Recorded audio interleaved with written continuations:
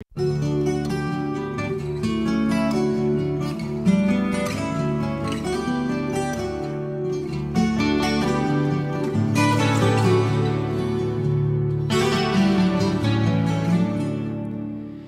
is Ocean Robbins, and I am so excited that we are about to begin day 8 of the Food Revolution Summit. This is our final full day of 3 interviews before tomorrow's special finale presentation. Today's topic is wholeness, building a healthy life, family, and world. We'll be starting with Dr. Yami Cazorla Lancaster at 8 a.m. Pacific Time, 11 Eastern, 3 p.m. GMT in about 8 minutes. An hour after that, we'll have an interview with Dr. Aisha Akhtar, and at the top of the hour after that, we'll be on the line with Marco Borges.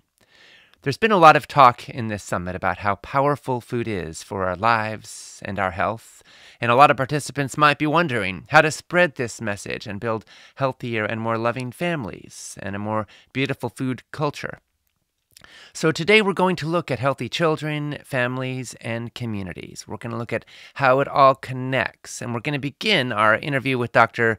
Yami Cazorla Lancaster to kick it all off in about 8 minutes.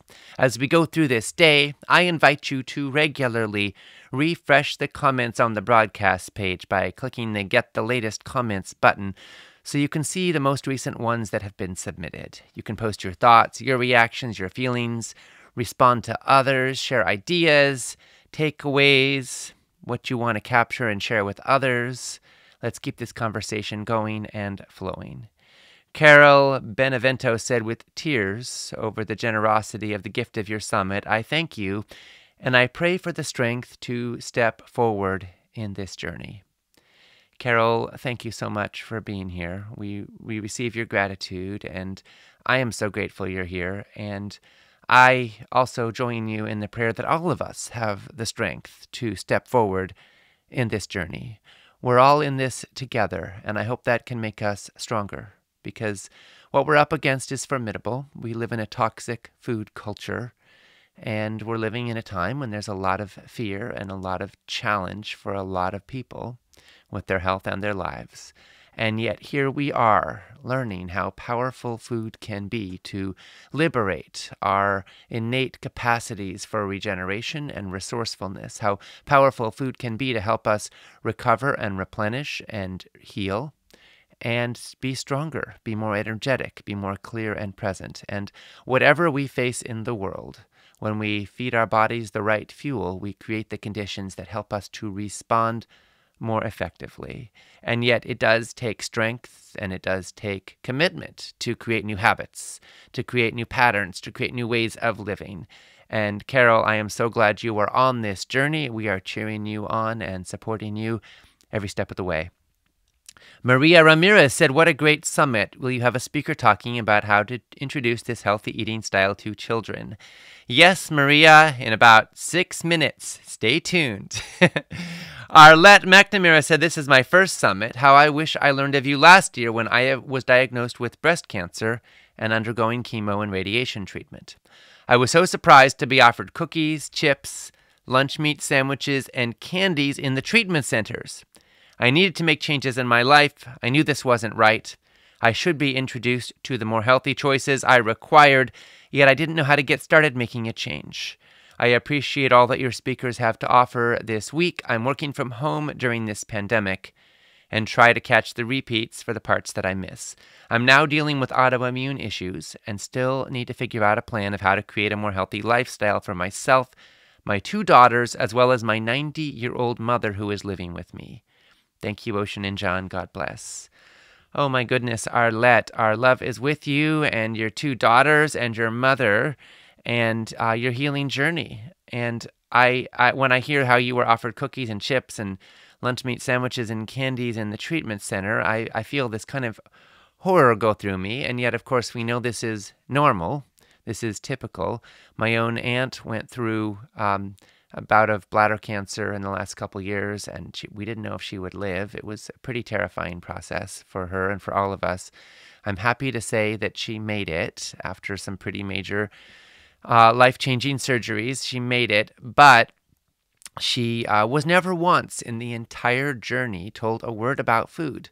None of her oncologists, none of the doctors she saw said a thing about it. And what's frustrating is that we know how powerful food is. And the reality is, I'm sure the doctors thought they were being kind to her by not adding more stress to her life, by not taking away the patterns and eating styles that brought her familiarity and perhaps even comfort. But she wants to live. And everybody going through chemo and radiation and disfiguring surgeries wants to live.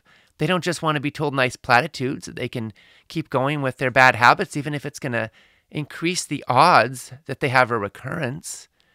And so what we're learning is that it is no kindness to tell somebody good things about bad habits, because cancer is incredibly painful and your daughters deserve you healthy and well. So I am glad you're here. I'm glad everybody is here listening and participating right now. And I want to kind of light a fire in all of us. It says just because the average doctor doesn't learn about nutrition in medical school and will ignore the value of food in health doesn't mean we need to. We can get informed and empowered and shift the culture. And as some folks may have heard a few days ago, Food Revolution Network has a campaign to get nutrition taught in medical schools. We're making significant headway, and a lot of our members have generously contributed to support making this happen. We joined with Dr. Susan Pierce Thompson and raised the funds to enable the American Board of Lifestyle Medicine and the American College of Lifestyle Medicine to be able to now draft questions that the National Board of Medical Examiners will be adding to the bank of questions that medical schools have, so that graduates can include nutrition in their question bank when they are passing the exams that enable them to get licensed. It's a big step. It will change the way that schools teach and that nutrition is taught and practiced in medicine. So we're excited about that, but we have a ways to go. Melanie Boudreau said, amazing. I'm so grateful for this opportunity to learn about the newest scientific advances, but even more so from an energetic and spiritual frequency. I have a very ironic story to share. Your summit has inspired me to quit smoking, day 6. I went out and bought a juicer and battled the lines at Costco to get an abundance of produce, as I wanted to start flooding mine and my son's bodies with those phytonutrients from fruits and veggies. I've had a Vitamix for 5 years and loved it every step of the way, but last night I went to make apple, zucchini, and carrot flax muffins sweetened with dates. I had a bunch of dates in the freezer and stuck them in the Vitamix. Big mistake. I forgot the seeds in them and wound up not only with frozen date chunks stuck to my ceiling and walls, but it cracked a huge chunk out of my Vitamix jug. Melanie is asking if we have any more Vitamixes available to give away. Unfortunately, we do not. But I will say, Melanie, that I think Vitamix sells new containers. You don't have to buy a brand new juicer. It's still not cheap, but that may be an option. You can certainly contact them to see what they can do for you. Rita Tupala said, I'm listening to the summit for the first time and I'm blown away. I'm a teacher of home economics from Finland, now living for 35 years in Germany. As an owner of a small restaurant in the countryside, me and my son, who's the chef, are having a lot of time to take care of ourselves. My son is heavily overweight. I've suffered from fatigue for several years. We've been inspired by this awesome program. Eating plant-based for 4 days, and I can hardly believe it. I'm feeling so much better, more energized and aware than I have in years. My son and I decided to truly begin to live this and to create a new way to bring it out. Thank you for your incredible work. The world needs it. Rita, thank you so much for being here, and congratulations to you and your son for making the most of this time and participating in this summit. I hope your body will be thanking you for the rest of your life. Today's topic is wholeness, building a healthy life, family, and world. In a few moments, we'll begin with Dr. Yami Cazorla Lancaster. Here we go.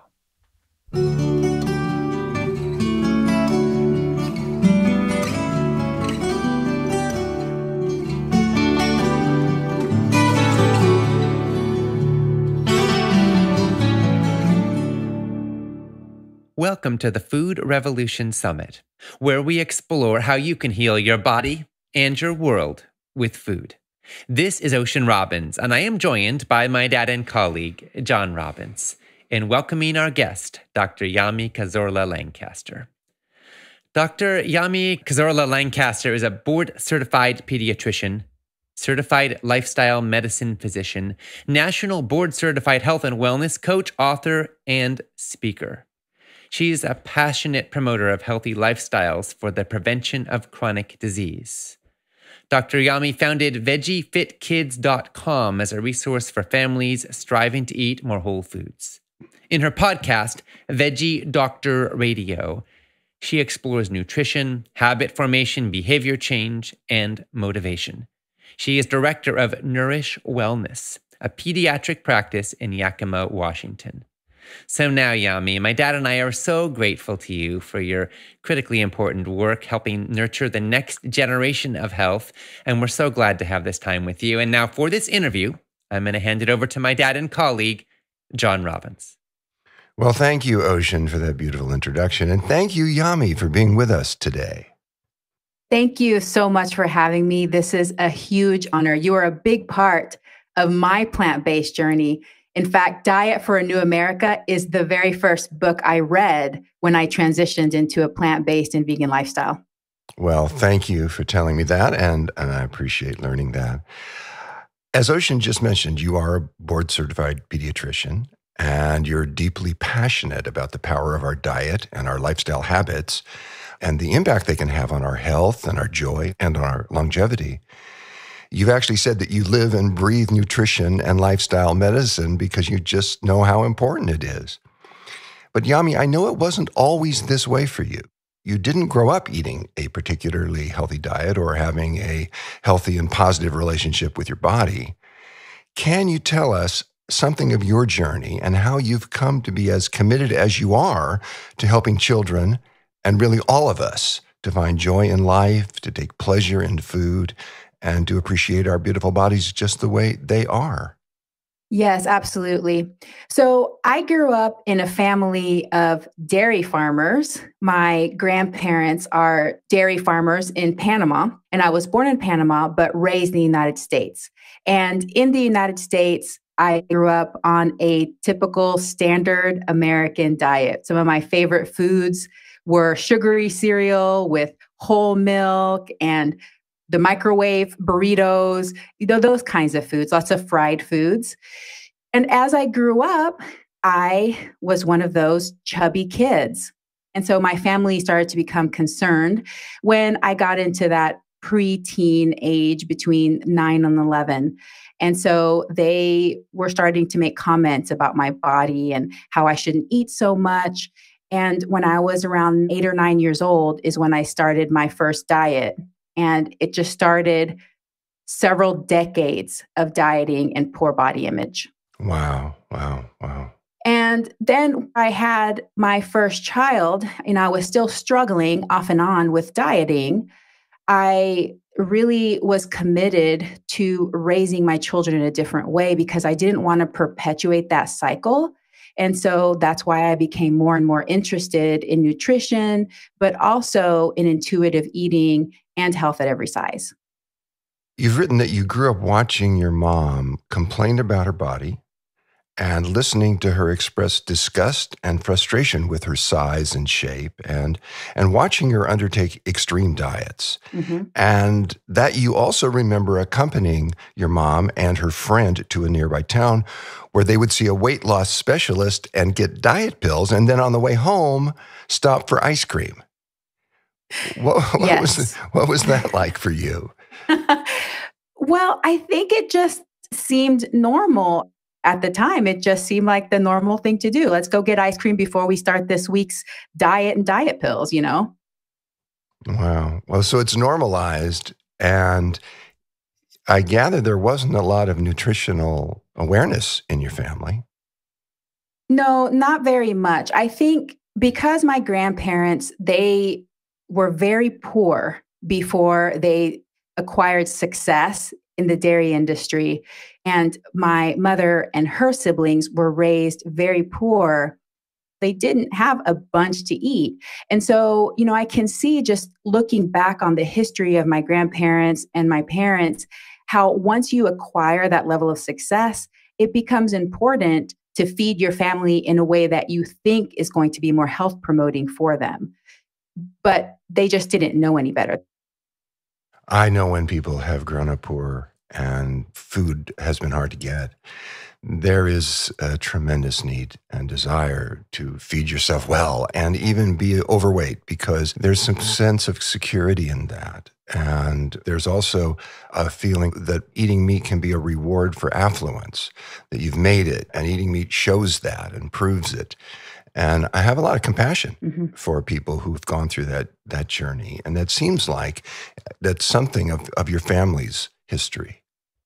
Absolutely. That's it. You hit the nail on the head. It's exactly what that symbolizes is, you finally made it. You can afford the meat and you're going to eat it. You mentioned the health at every size movement. I want to check this out. I don't think you're saying that everybody is healthy regardless of whatever their weight or size is, because obviously obesity brings with it a higher susceptibility to a vast array of diseases.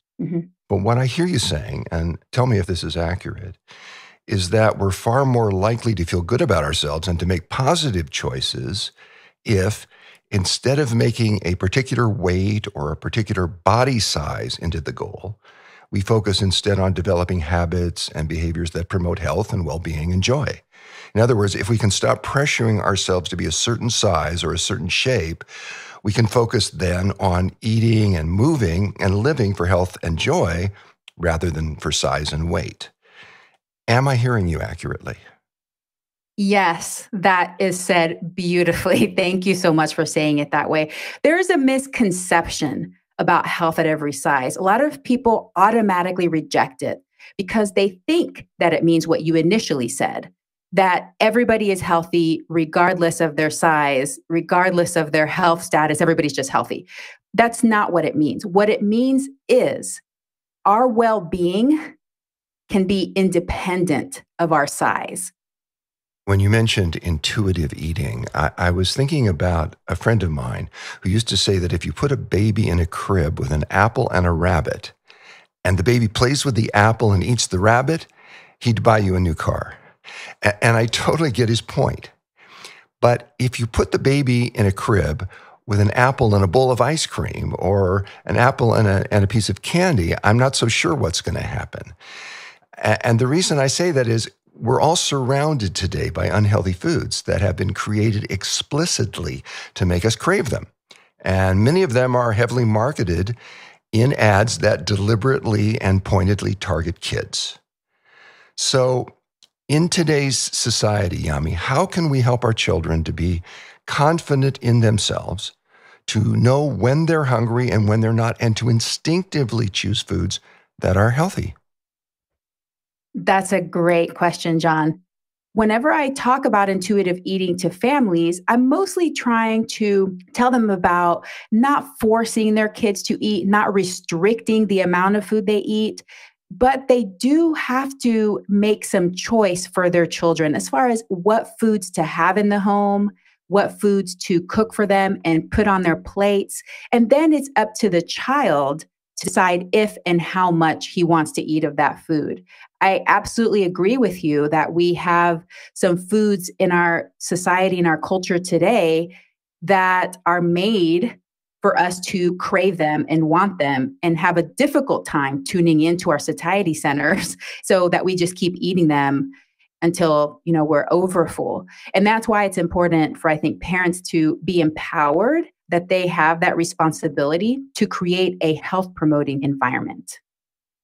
Yes, I think some of the foods in our environment, in our food world today, have been deliberately designed to destroy or damage our natural intuitive sense of when we're full and when we're not. They want us to eat more and more and more. They want to engender cravings, even addictions for foods in us, and often for foods that are undermining our health. Yes, and our whole culture is moving that way too. 100 years ago, we didn't eat as frequently as we do now. We ate about 3 times a day on average, and that was normal. Now we eat closer to 7 times per day. So it's culturally acceptable to eat all the time, eat in the car, eat while you're on a walk, and there's so many snack times for kids too. And I think that it's in the best interest of food companies to create a culture where we have more opportunities to eat because that's how you make money selling a product. So that's one of those things we have to realize is that things really have changed and our bodies may not need to be eating all the time. And we definitely don't need to eat some of these processed foods. I think it's okay to have them every once in a while. I'm not talking about completely restricting them or eliminating them completely. It's more about what foods can we emphasize in our home, in our lives, in our families. You mentioned a moment ago that you grew up in a meat-eating family. You didn't say, but I read in your book that your uncle ran a slaughterhouse. Yeah. You believed you needed meat for protein, and if you didn't drink milk, your bones would fall apart. But at one point, Yami, you decided to try a plant-based diet for yourself for 30 days, mostly out of curiosity, I gather, rather than out of any strong belief that it would be somehow good for you. But you ended up saying that after those 30 days, you discovered something that you had not known in 32 years of life, 23 years of formal education, a medical degree, public health school, and a master's degree in science. Yami, what was it that you discovered, and how did it change the way you live? That not only can we survive on a plant-based diet, but we can actually thrive on a plant-based diet. This just completely blew my mind because in medical training, especially as a pediatrician, you're taught more to fear people on these, quote, special diets. And I'm saying, quote, because of deficiencies, vitamin deficiencies, not enough protein, not enough calcium, and on and on and on. So in my head, I was more wary of these different ways of eating. I didn't think it was possible. And if it was possible, you're going to have to be extremely careful. You're going to have to be worried all the time that you're going to be deficient. So it was a complete paradigm shift for me. Did you experience health results or benefits unexpectedly from that? Oh, yeah, absolutely. I didn't really do it for a health reason. I actually did it because at the time I was really into long distance running. And I read a book that there was this Indian tribe in Mexico, native Mexicans. Oh, the Tarahumara. The Tarahumara Indians, that they eat a predominantly plant-based diet and they run all the time. And I was like, well, if they run all the time and they eat a plant-based diet, it can't be that bad, you know? And I don't know. I really feel it was divine intervention. Like I just had this inspiration, just try it. I didn't have any preconceived notions of what was going to happen to me or my body.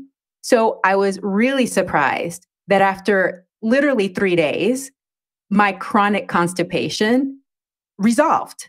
I started having normal bowel movements, which for somebody that had suffered from constipation her whole life, that is a really big deal. And I'm still super proud of, and I brag about all the time that how much I love pooping. So a lot of people have heard me talk about this, but it's a really big deal whenever you think and you believe that something is just the way you are. You don't think it has to do with the way that you eat or your diet. So that was the main thing.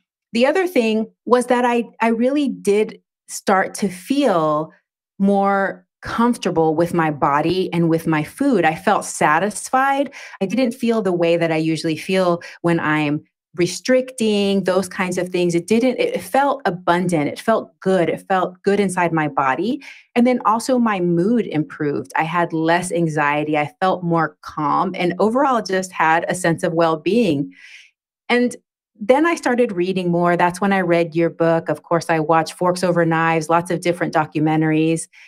And at the end of that month, I was like, no, there's no turning back. This is the way I'm going to eat. This is the way I'm going to live. And I became more curious about children because I'm a pediatrician. So I knew that it was going to be fine for me. So I had to explore and investigate whether this could be a health promoting way to eat for children, because we do know children are a special population. They're growing rapidly. They do need more nutrients than a full grown adult. And so that's when I had to do some research and investigate that. And at the end of the month, another month of reading and exploring, that's when I changed over my entire family to a plant-based diet. Yes, children do have different needs than adults nutritionally. And last December, tragically, parents in Florida were charged with murder in the death of their very, very severely malnourished 18-month-old son. These well-meaning, I assume, but terribly misguided parents had been feeding him only raw fruits and vegetables. Mhm. And when the boy died, he was severely underweight, and the medical examiner ruled that the boy had died of malnutrition. There was a headline in the local paper that said, "Vegan parents charged with murder in death of malnourished 18-month-old son." Mhm. Yami, headlines like that give the impression to people that feeding a child a vegan diet is child abuse and could even constitute murder, could even kill the kid. These Florida parents obviously made a terrifying and tragic mistake.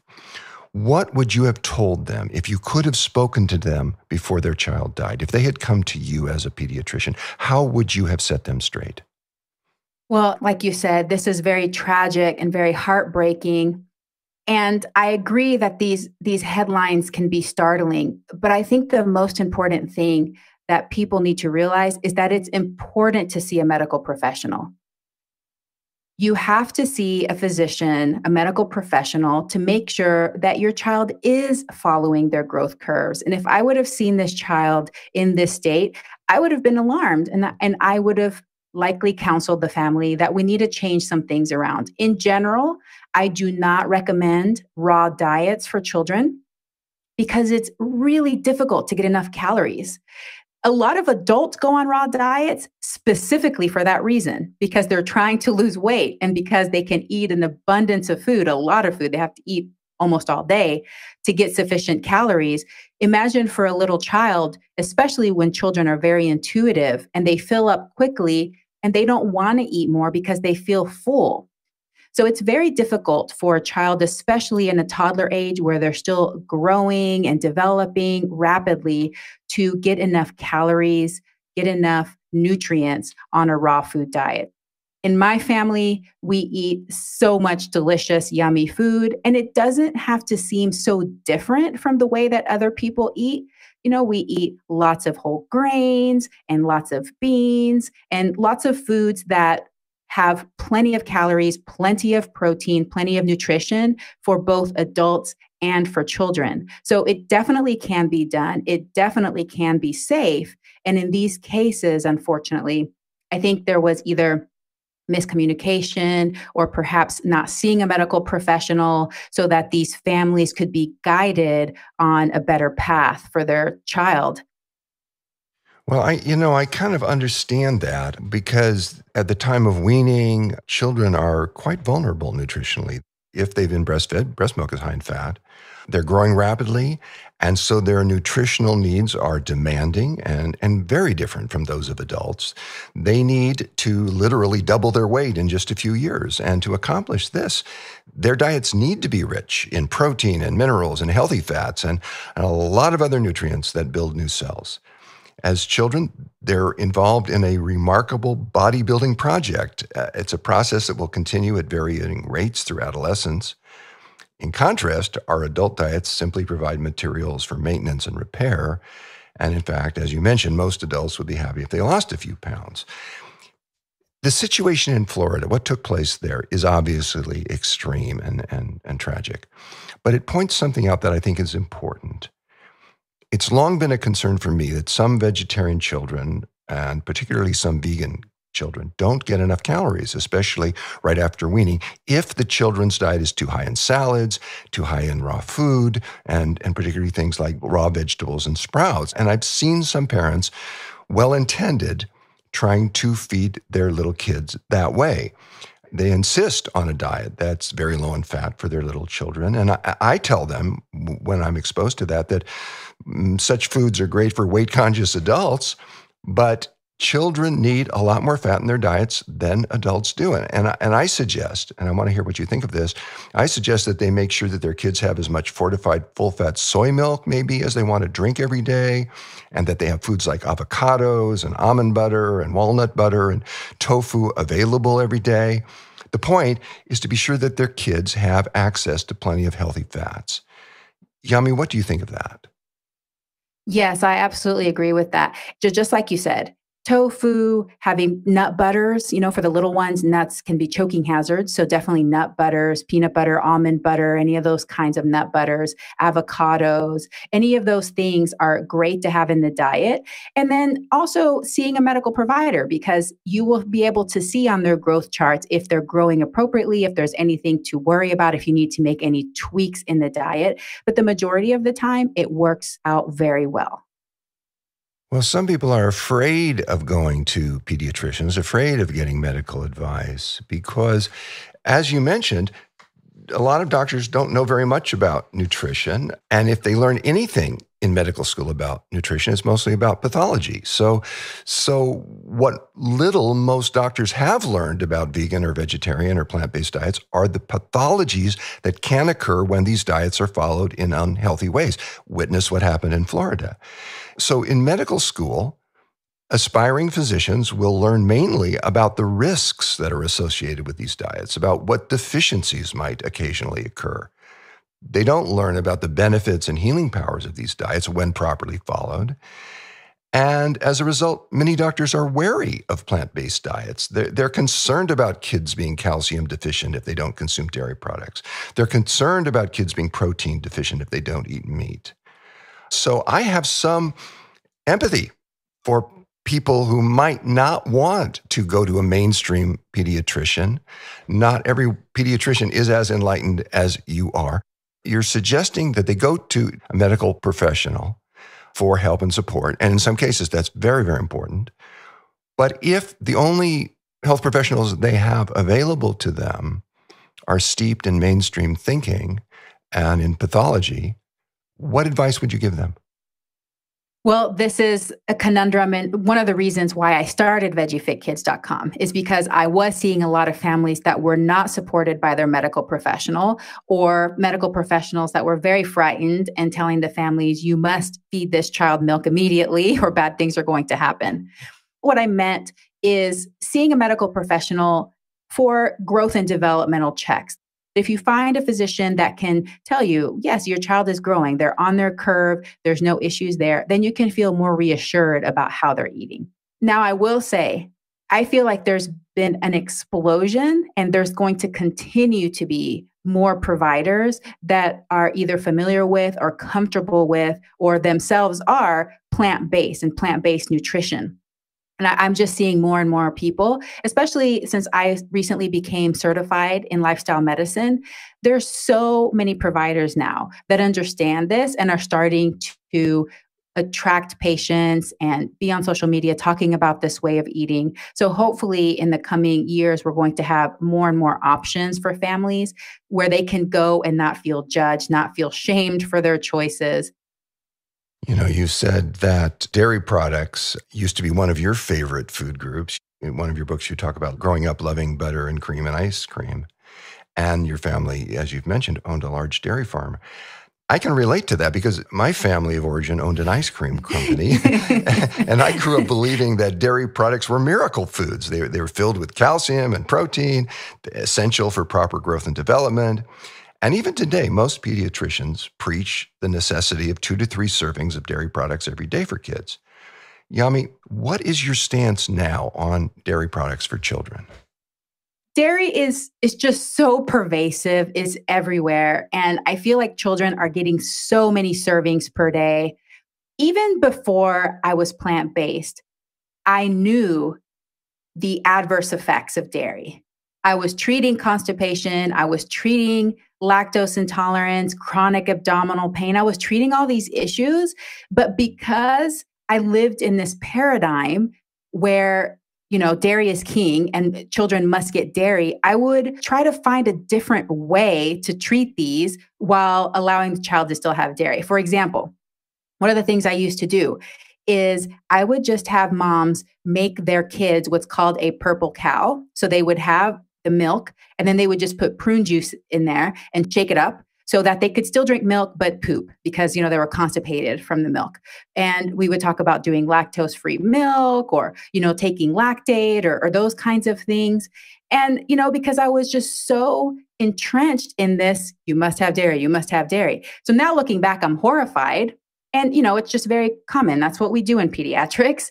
But now I feel like parents are more receptive to the message of maybe we need to decrease our dairy consumption or that it's okay not to have it at all. So for the families that are really receptive, I try to move in that direction. How about we eliminate dairy? And for the families that are a little bit more scared and they just feel like they can't completely eliminate it from their lives, how about we drastically reduce the amount of dairy? And there's many reasons for that.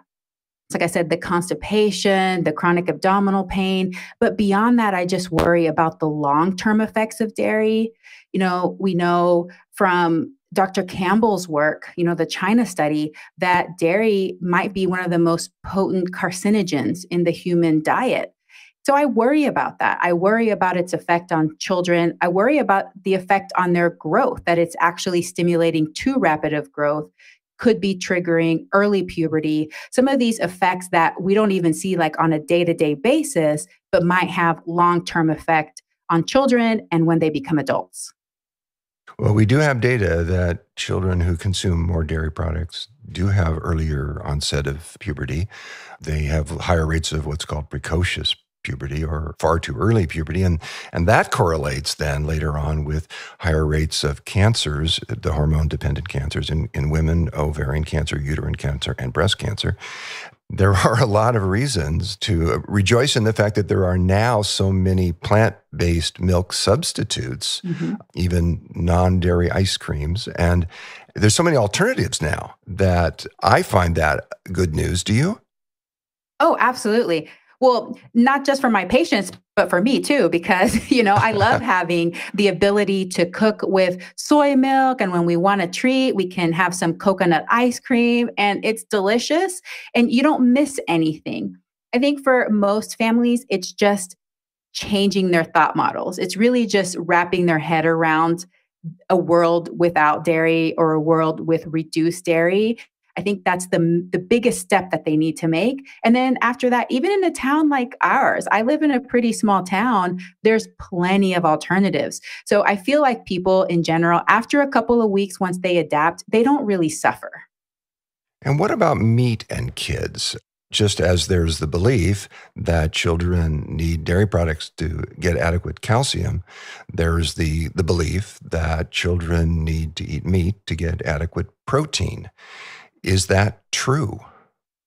Oh, no, absolutely not. I think the protein thing, hopefully soon, we're going to be putting that one to bed.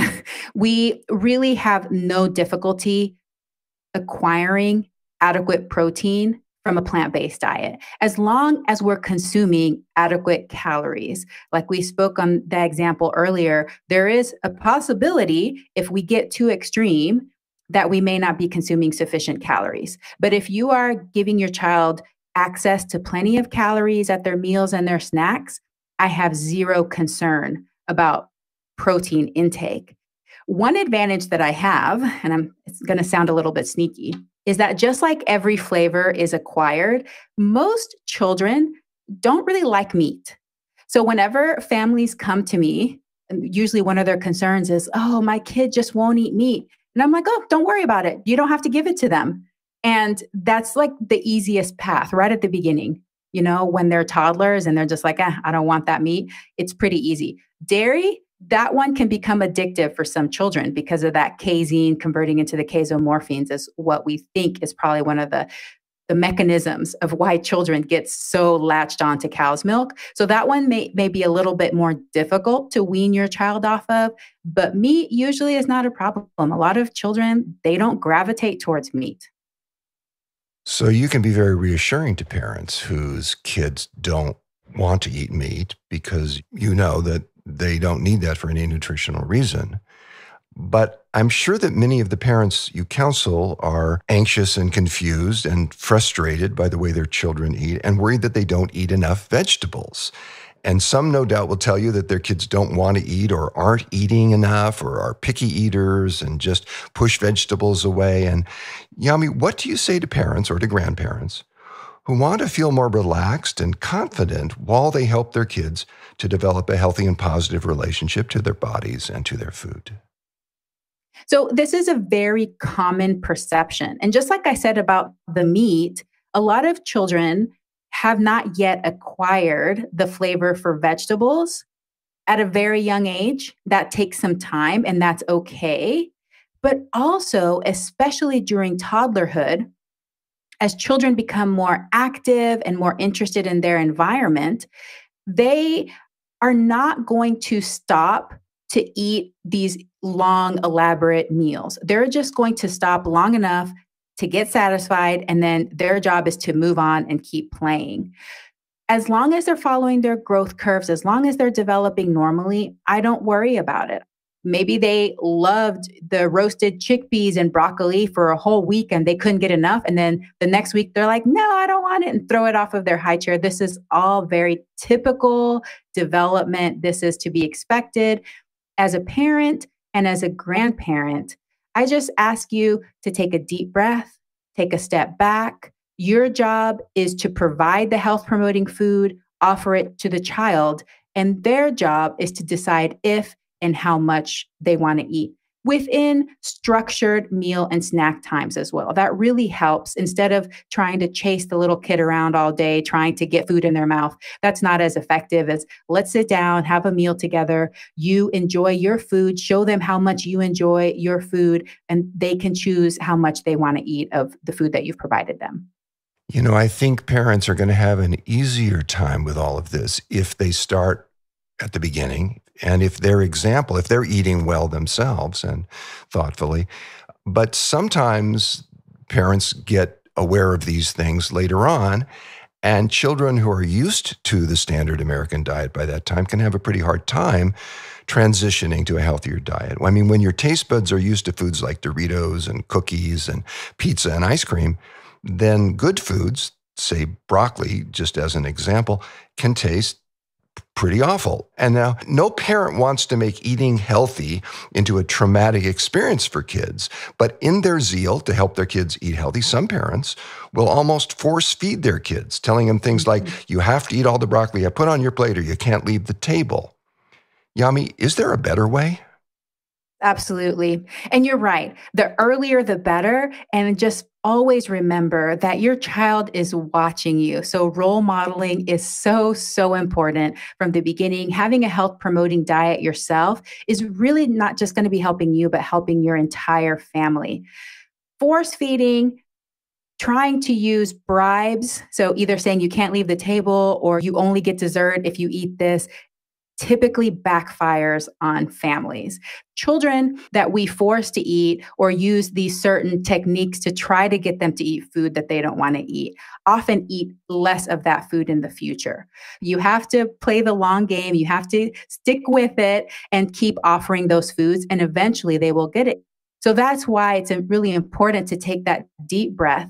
If you're transitioning, so say you've been in the standard American diet, lots of processed foods, and you're just like, I want to start integrating more whole plant foods into the diet.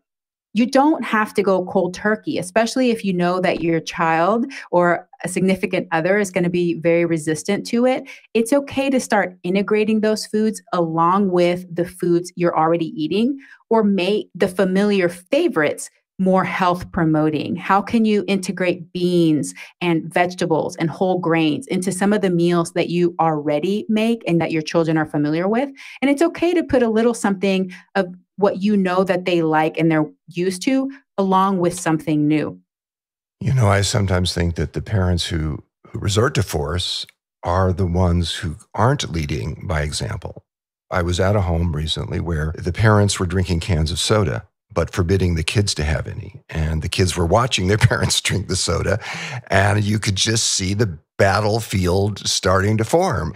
And I think that we lead by example, and our kids are always watching us. And if you have any credibility with your kids, it's because you're in alignment with what you're saying. You're doing what you preach yourself. And this is true also about body image. And if you feel good as an adult about your body, if you have a positive sense of your body, whatever size and shape it is, that you have a self-acceptance and gratitude for being alive and appreciation for your senses and the opportunity to be in a human experience, and that you have a positive feeling about that, that's what conveys. That's what your children will absorb, and then they'll follow suit in that way. Do you see it that way? Oh, absolutely. And that was so beautifully said. That's exactly what I try to tell my families. And I think what I would add to that too, I think a lot of us in this culture feel like we have to be perfect. And if we're not perfect, then we're not going to do it at all. So it's this all or nothing mentality. We don't have to be perfect. You don't have to reach a certain ideal in your head of like healthy eating or perfect body or any of those kinds of things. Just do the best you can and improve your own nutrition, improve your own well being, because that will be passed down. You will radiate that to your children and to your family. So it's really important, like you said, to model those behaviors, but also know that, it's okay to go on vacation. It's okay. It's okay to go to restaurants. It's okay to have a birthday party and enjoy some of those special foods or play foods in that way as well. It doesn't have to be this all or nothing sort of mentality. Well, that's good because all or nothing tends to not work with kids very well. Hmm. Hmm. You've mentioned intuitive eating several times, and of course, that is also the title of your book. By that phrase, I think you're referring to the innate ability that each of us has to attune to our hunger and our fullness signals and to know when to eat and when to stop. Hmm. But a lot of us have developed patterns of emotional eating, and some of us have learned to eat when we aren't really hungry, when we're bored or stressed or anxious or sad. And these patterns can be very hard to change, particularly in a time when so many people use food to soothe children who are upset or to reward good behavior. Now, I'm not wanting to imply that there's anything morally wrong with emotional eating. We all do it sometimes. But when it becomes the dominant cue for eating, do we lose touch with our authentic sense of physical hunger and our ability to know when we're truly hungry, and for that matter, to know when we're full and when it's time to stop eating? Yes, absolutely. This is why I think it's so important to try as hard as we can to not teach our children emotional eating, because it is something that can be learned. Obviously, we can learn it on our own. There's plenty of opportunities for that in society, but we can pass it down to our children. Just like you were saying, whenever we use food as a reward or to soothe a child that's feeling down or that's crying, hey, let's go get some ice cream, here's a sucker, then it just very quickly develops a feedback loop in our brain that can be very difficult to change whenever you're older. However, I think another thing that makes emotional eating a very difficult habit to break in adults is because when we're on diets and we might decide to eat emotionally and then we break our diet, that brings in a whole different level of emotion to it that then causes shame and feelings of guilt, beating oneself up, feeling like you've gone off the diet. Then it can lead to binging behaviors and then restriction. And then you get this constant loop of restrict, binge, restrict, shame, all of these different things that come into play. So I think that's why it's important to tell people that, yes, we're all going to emotionally eat. I don't know anybody that doesn't emotionally eat from time to time, whether it's at a special event or a holiday, or, you're just, for women especially, you're on your period and you grab that extra piece of chocolate if you're not hungry. So just knowing that it's going to happen, then tuning back into your body and knowing that a lot of times when we emotionally eat, if we just, instead of beating ourselves up and fall into this shame spiral, just tune in and say, you know what? It doesn't feel good to be this stuffed after Thanksgiving. Ugh, I don't think I'm going to do that tomorrow. It's not that I'm a bad person. It's just that I don't want to feel like that. And that totally changes the relationship between you and food and your body. So many women today, as a man, I keep being impressed by, and I must say not in a positive way, by how difficult it is for a woman today to have a positive body image. There are so many forces that impinge on a woman, telling her she should look this way or that way, this is too big or that's too small, or this is, whatever it is, it's not good enough. There's this emphasis on finding fault. And Certainly, we all need to feel good about our bodies in order to feed them well and in order to enjoy them fully and in order to live healthy lives and give our gifts and not be obsessed with our weight and our appearance to the point that it takes over our lives. Yeah, absolutely. And this is why I'm so passionate about this, is because I feel like when we get into that space of body obsession, we steal away from our lives. We steal away from our potential and we steal joy from ourselves because we are so focused. It becomes our primary job in life to be a certain weight, to look a certain way, or even for the case of orthorexia, to eat in a quote, perfect way. So whenever we take a step back and instead focus on, I just want to feel good. You don't have to be in love with your body. And I think that's also a misconception because I think most women, especially, aren't going to be able to wake up every single morning and be like, oh my God, I just love my body. But it does require a certain level of body acceptance in order to eat intuitively, in order to make the best decisions for your body that are going to help you reach that state of well being. It doesn't seem like a big difference, but it is a very important difference because whenever you accept yourself the way you are, it doesn't mean you might never change, but it allows you to make choices in the moment that support your well being. Well, I hear you wanting to break the shame spiral. And Exactly. Mhm. yeah, and I think that's marvelous. I also hear you advocate that parents make their homes into, and this is the phrase I found in your book, meccas of health.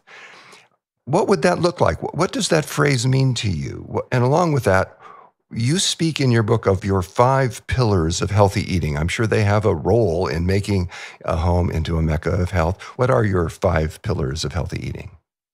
Okay. Well, what I mean by mecca of health is that especially once kids start to go out into the world, whether it's daycare, preschool, or the early school years, they're going to be exposed to plenty of processed foods. I mean, it's just pervasive, it's everywhere.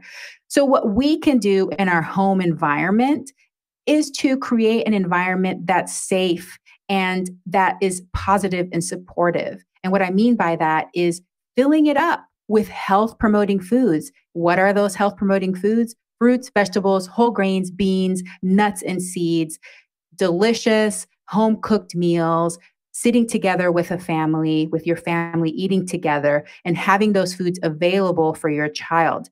In addition, what I mean by that is in your home to refrain talking about body size and weight and having this obsession and focus on the way that we look. Instead, redirect that focus into well being and health and how we feel. Because studies do show that whenever we change the conversation from weight to health, that children end up making better choices, feel more positive about their bodies, and are less likely to diet in the future. So that's what I mean by that. And the 5 pillars, so I call them the 5 pillars of healthy eating. These are just a guide for my families to try to just keep in mind a way of eating that's going to support health and longevity and well being and decrease the risk of chronic disease. So the first one is just what we've been talking about for a lot of this interview, which is honoring hunger and satiety. So trust your child. Trust your child with their hunger and trust your child when they're done eating. The second one is emphasizing whole plant foods. It's one of my favorite things to talk about. Just like I said, fruits, vegetables, whole grains, nuts, and seeds. Emphasize those foods in the home and out of the home. And number 3, establish a positive environment. Have those foods available, support a health promoting way of eating, but also a healthy way of thinking about our bodies and about our health and our well being. Try not to subscribe to magazines that are focused on body size or weight, or see those programs on television. Be cautious of social media. All of those things go into supporting and establishing a positive environment. Number 4 would be flexible. So allow some flexibility there for your child, whether it's birthday parties, celebrations, holidays, those kinds of things. And you as a family have to decide what that means for you and what you're comfortable with. And number five, which is my favorite things to support and empower families with, is relax and have fun. It doesn't have to be complicated for these parents and grandparents out there. Take a step back, take a deep breath, trust your child or grandchild, provide the food, and then let them take over for the rest of the decisions, how much and if they want to eat something. I've noticed some parents and grandparents get anxious if children aren't eating a lot. And it's almost as if hunger was a sensation to be avoided. And I've noticed that food tastes best to me, and I derive the most pleasure from eating when I'm actually physically hungry. There's something deeply satisfying about eating when I'm really hungry that isn't there when I'm eating to entertain myself or because I'm bored or restless. Yami, is that what you mean when you use the phrase, hunger is the best sauce? Yes, that's exactly what I mean. And this is something I had to learn on my journey because I think I literally spent years without experiencing hunger. I was afraid of hunger. So, whenever I started learning about intuitive eating and I started experimenting with allowing myself to become hungry and really tuning into those first bites of food, it was amazing. I mean, a simple meal doesn't have to be like this elaborate restaurant meal. A simple meal that I would make at home was just amazing. It would just explode in my mouth. And I feel like there's probably a physiological reason for this. I feel like whenever we're hungry, our brain and our receptors, everything is attuned and ready for us to take in nutrients. And that's when our body is prepared to digest and do that work. Whenever we're eating in between, when we're not hungry, our body is like, oh, not right now. I'm busy. I'm doing other things. And so there's probably a little element built in there that is trying to have us not eat during that time. There's hormones, there's things that are happening in our body that are decreasing our appetite. So just like we were talking about earlier, these foods that are really high in sugar and really high in fat and salt, they can override that so that we can get this temporary zing that we try to chase over and over again. But when we're truly hungry, we don't have to have those foods. We can just have natural whole plant foods and they just taste so good. So I think that's why it's important to start really experimenting with this for yourself. Because I think a lot of adults also have unlearned how to wait for hunger. I think that's true. And I think one of the things you're highlighting for me, and I suspect for our audience, is that if we as adults are confident and relaxed around our food choices and around our bodies, then we can give our kids the best chance of growing up with a healthy relationship to food and with a healthy and positive body image and relationship to their bodies. Mm-hmm. Is that what you are wanting us to hear? Yes, that's exactly what I dream of. I just really want children to grow up happy and confident, not obsessed with their bodies, so that they can use their brilliant minds and their creativity to do all the other things that they were meant to do in life instead of trying to control their bodies. And I'm actually tearing up a little bit because this is so important to me that I just really feel that if we start modeling these things, we treat our children with love and compassion, and we relax a little bit, then I really think that we can start to change the next generation of eaters into one that's empowered and confident and ready to focus on other things besides their weight or their body size. Well, I hold that vision with you, and I'm sure many of our listeners do too. And Yami, on behalf of Ocean and myself, and on behalf of all children everywhere, I thank you. I thank you for your dedication to helping us raise the children our world so deeply needs. And I thank you, of course, for being with us today. Thank you so much for having me. It's been such a great honor. We've been talking with pediatrician and lifestyle medicine physician Dr. Yami Cazorla Lancaster, founder of VeggieFitKids.com and of Nourish Wellness. Yami, every family is defined in part by how much love it creates and shares. And you're helping us all have more loving and more healthy families. And I thank you so much for your wisdom, for your kindness, for your insight, and for your partnership in this food revolution.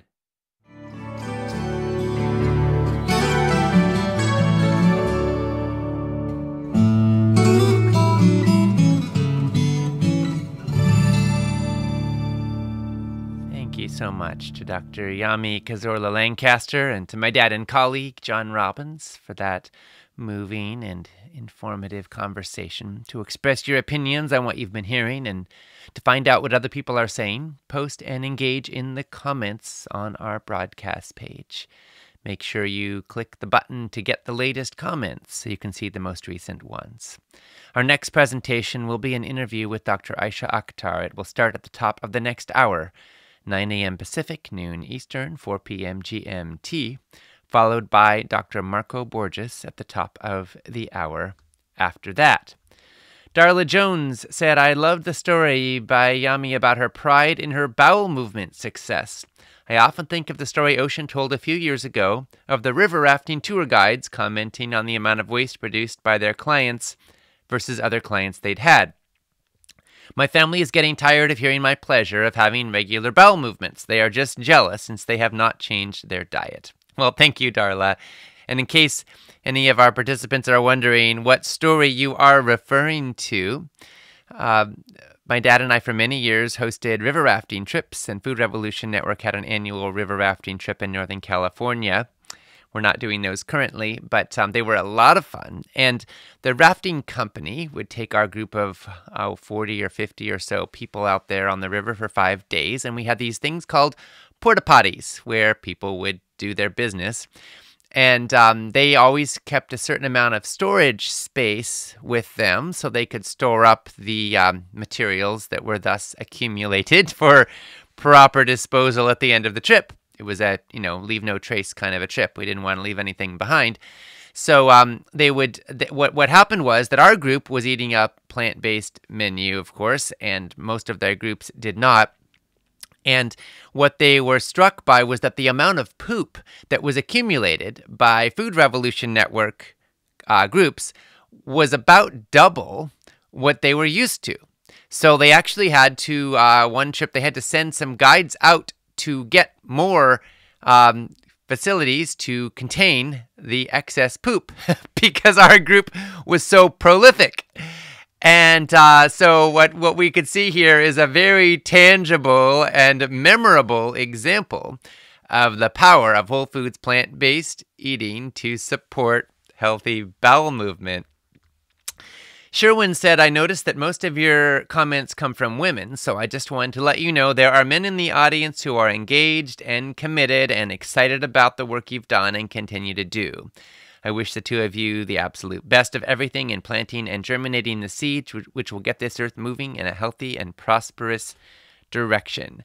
Well, thank you, Sherwin. Thank you to all of the women, all of the men, all of the non-binary folks, all of the people of every context and background and age and gender orientation and expression who are here right now and participating. We're grateful to all of you, and we thank all of you for your participation in this food revolution. And Robertson said, thank you for your work. It has empowered us to raise our 6 children whole food plant-based. The work and commitment you and all your speakers have to sharing evidence-based, healthy eating and living has been key in helping us stay the course. Feeding our children a plant-based diet was scary at first, but we've all been delighted, including our family doctor, to see the health and vibrance in our children. As we usher some of our children to teenage years, we know they understand the health benefits, and we feel blessed and confident in sending them out to make wise choices, mind, body, and spirit, for themselves. We thank you from the bottom of our hearts.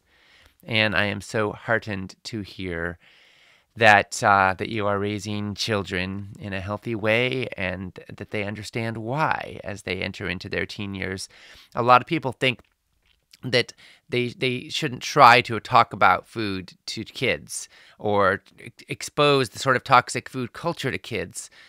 too early. But the reality is that because as soon as children are old enough to be around junk food and factory farmed animal products and all the rest, they're also going to need kind of an immune system to understand what they're dealing with. And you can only go so far with eating a certain way just because your parents tell you to. Kids, starting at a certain age, they want to be understanding why, and then they want to start to have a sense of will, a sense of self-determination, a sense of authorship over their lives and journeys. And the more informed they can be, the better equipped they can be to make wise choices, to be driven by impulses that are not just following the rules, but their own innate sense of purpose and direction. And information is critical to that. So I was probably 3 years old when my dad started telling me about blood sugar spikes and why candy wasn't healthy. And I was probably 5 or 6 when I first learned about factory farms, and I was horrified. I loved animals, and I did not want to see them treated this way. But my dad leveled with me and told me the truth at an age-appropriate way, but definitely brought that into our conversations, and I'm really glad, really glad. So what do participants say about the Food Revolution Summit?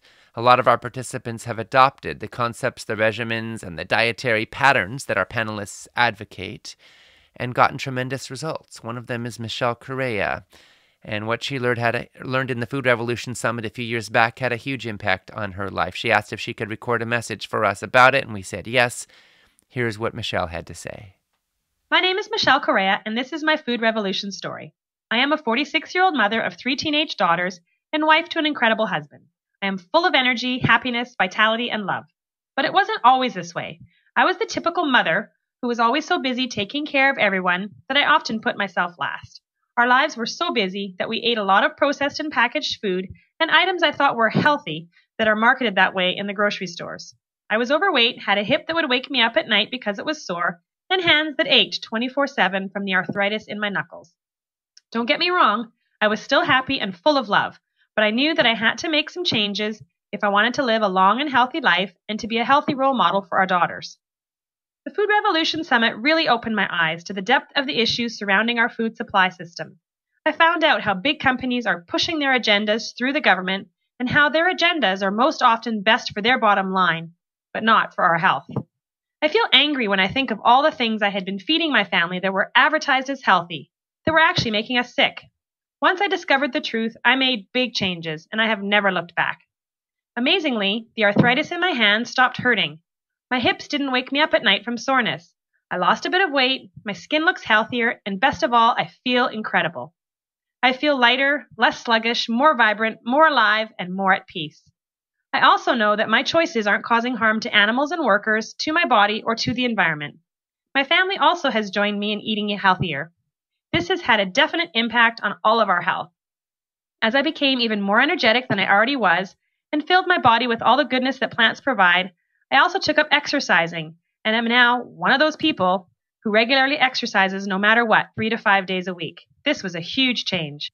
I have purchased 2 years of the Food Revolution Summit, and it has been an important part of my journey to better health. There is so much useful information to absorb, and the interviews are excellent. The depth of the interviewees is amazing, and I have listened to the presentations many times. With each listening, I gain an incredible amount of knowledge. The Food Revolution Summit just might change your life too. You will come away better educated to make important decisions for yourself. You will become aware of questions you should be asking that you never knew you should ask.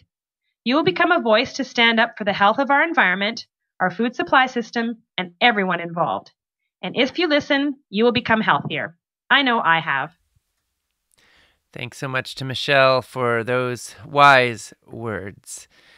Lindy Mills said, I'm a cancer survivor with many other painful and chronic physical health issues. After listening to only a few days of this summit, I missed yesterday and the first day, I've gained a lot more knowledge about food and why a whole food plant-based diet would benefit and possibly heal me. I'm excited more than ever in my 47 years to embrace as many of these healthy changes as possible.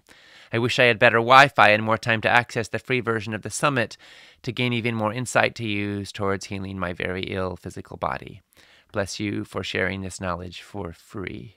Thank you, Food Revolution Summit. Well, Lindy, I'm sorry that you are suffering in so many ways with chronic physical health issues and pain. We want to support you in getting the most out of this summit. So we're going to gift you with an empowerment package. You'll have the MP3s and the transcripts and all of the bonuses for life. Congratulations. I know you will put it to good use, and we are sending you all of our love and prayers for your healing in body, mind, and spirit. And now it is time for the next segment of our broadcast, an interview with Dr. Aisha Akhtar. Here we go.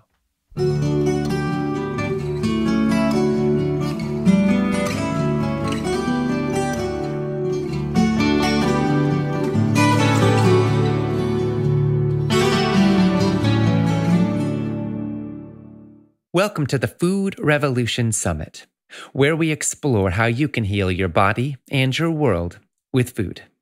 This is Ocean Robbins, and I am joined by my dad and colleague, John Robbins, in welcoming our guest, Aisha Akhtar. Dr. Aisha Akhtar is a double board certified in both neurology and preventive medicine. She also has a master's degree in public health. Dr. Akhtar is the Deputy Director of the Army's Traumatic Brain Injury Program. She serves as a commander in the U.S. Public Health Service, in which she deploys to assist with national public health emergencies. She's also a fellow of the Oxford Center for Animal Ethics and is a consultant editor for the Journal of Animal Ethics. She is the author of the book Our Symphony with Animals on health, empathy, and our shared destinies. So now, Aisha, my dad and I are so grateful to you for your brilliant work, and we are so glad to have this time with you. And now for this interview, I'm going to hand it over to my dad and colleague, John Robbins. Well, thank you, Ocean, for that introduction, and thank you, Aisha, for being with us today. I'm excited. Thank you very much. Oh, I am too. I've just read your book, Our Symphony with Animals. I love it. It's so beautiful. It's so deep, so wise, so important. Thank you. That's such a nice thing to hear. Totally sincerely meant. When I look at the rate at which species are going extinct today, I can only conclude that on a global scale, our symphony with animals is not just out of tune, but has descended into chaos and cacophony. And yet, at a personal level, I've always felt that our empathy with animals and our connection with animals could help us to rediscover how to live in harmony with the natural world and with each other. Aisha, would you agree with that, or do you see it differently? No, I absolutely agree with what you just said. I do think that our relationships with animals are beneficial to us in so many ways, not just physically and medically, because kind, empathetic relationships with animals actually can boost our health physically, but also emotionally, psychologically, spiritually. That connection with other animals, whether it's a direct connection with our companion animals or a different type of connection, which we feel we care about the animals out in the wild, the free animals, and we care about the plight of all animals. That kind of compassion and empathy for animals is so good for us as well, because it teaches us empathy for each other. And it does help us to reconnect with the larger world. Well, you were raised, I believe, among Pakistanis. That's correct. Well, sometimes in the Pakistani culture, as I understand it, dogs and really all animals are considered dirty creatures who are meant to be kept separate from humans. Aisha, where does that belief come from, and did it affect you personally? That's a good question about where did that belief come from? And I don't quite exactly know. It is just very pervasive in the Pakistani culture. It may be related to infectious diseases that, were transferred from other animals to humans. And that was kind of a defense mechanism that Pakistanis created to protect themselves from these infectious diseases like rabies and so on. So that mindset about treating other animals as lesser beings may come from that concern about the health threats that could come about traditionally in some types of relationships with animals. But as far as whether I felt that way, I never did, actually. I was fascinated with animals as a young girl. I love them. I think that innate fascination with animals, that's pretty pervasive among most kids, if not all kids. And somehow it gets taken away from them sometimes. I know that the Catholic Church has long had the position that animals don't have souls. In fact, there was a major church council in the Middle Ages during which a vote was taken on whether women and animals have souls. Women squeaked by, animals lost. Aisha, how does our empathy for animals, or lack of it, affect our experience of ourselves and perhaps our own souls? With empathy for animals, one thing that's really remarkable and what's been coming out from some of the studies that have looked at empathy for animals and how it relates to empathy for humans is that there is a strong connection between empathy for animals and empathy for humans.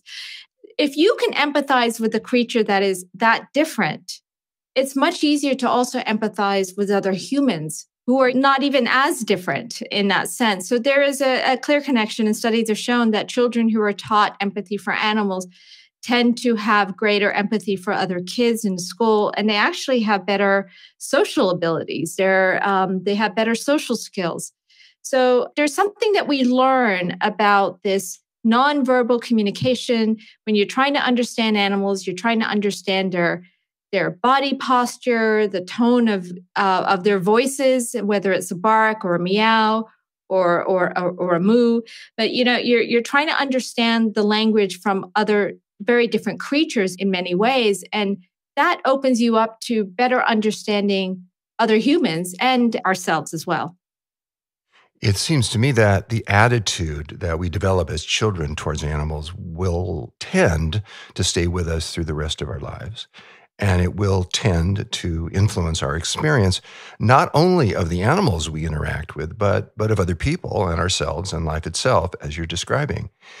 We now have a great deal of evidence from all over the world that people who, as children, have learned to care for animals, grow up more capable of caring for themselves and for other people. But by the same token, people who later become criminals have very often abused animals as children. And some studies have found a startling high percentage of violent criminals never had a pet as a child, never had that opportunity to learn to respect and care for another creature's life and to feel valuable themselves in doing so. You've said that animals can actually teach us empathy. And this is true even when it comes to some of the most hardened and violent men and women. You write about situations in which animals are brought into penitentiaries, housing people whose hearts seem almost totally shut down. Can you tell us about some of these situations and what happened to the inmates who interacted with the animals that were brought in? Sure. One of the best examples, actually, it's probably the first real example of animals reaching out to inmates in a penitentiary, was what happened in the 1970s at the Lima State Hospital for the Criminally Insane. These were men and women who were actually brutally treated at this institution as well. So there was a lack of empathy for them in the way the nurses and the doctors treated these men and women. But then there was David Lee, a social worker in the 70s, who thought, he knew that how much animals had brightened his life. And so he wanted to know if bringing animals into the penitentiary could make a difference in the lives of these inmates. And so he started off with some test cases. He brought some fish and he brought some birds.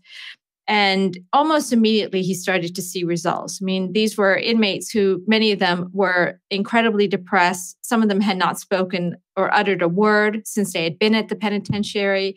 And when the animals were brought in, these inmates were suddenly starting to speak and talk to the animals and talk to each other about the animals. So they actually started to develop a companionship amongst themselves that was facilitated by the animals. And over time, what David found was that in these wards where the animals were brought in, these inmates were able to cut their medication use by half. They had far fewer violent outbreaks, and they had far fewer suicide attempts in comparison to the wards where there were no animals brought in. And this was the first documented case of success in a penitentiary with animals brought in.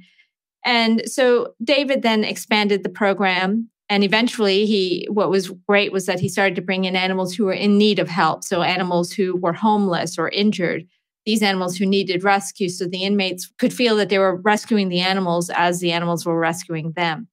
These were inmates who were saying, I never felt compassion before, but I'm feeling it, as an inmate holding a rabbit and caressing the rabbit. He's saying, I suddenly can understand the need to protect the most innocent and the most vulnerable. And I understand why I need to be more compassionate. So there were many cases of these inmates actually gaining compassion and kindness and empathy by being with these animals.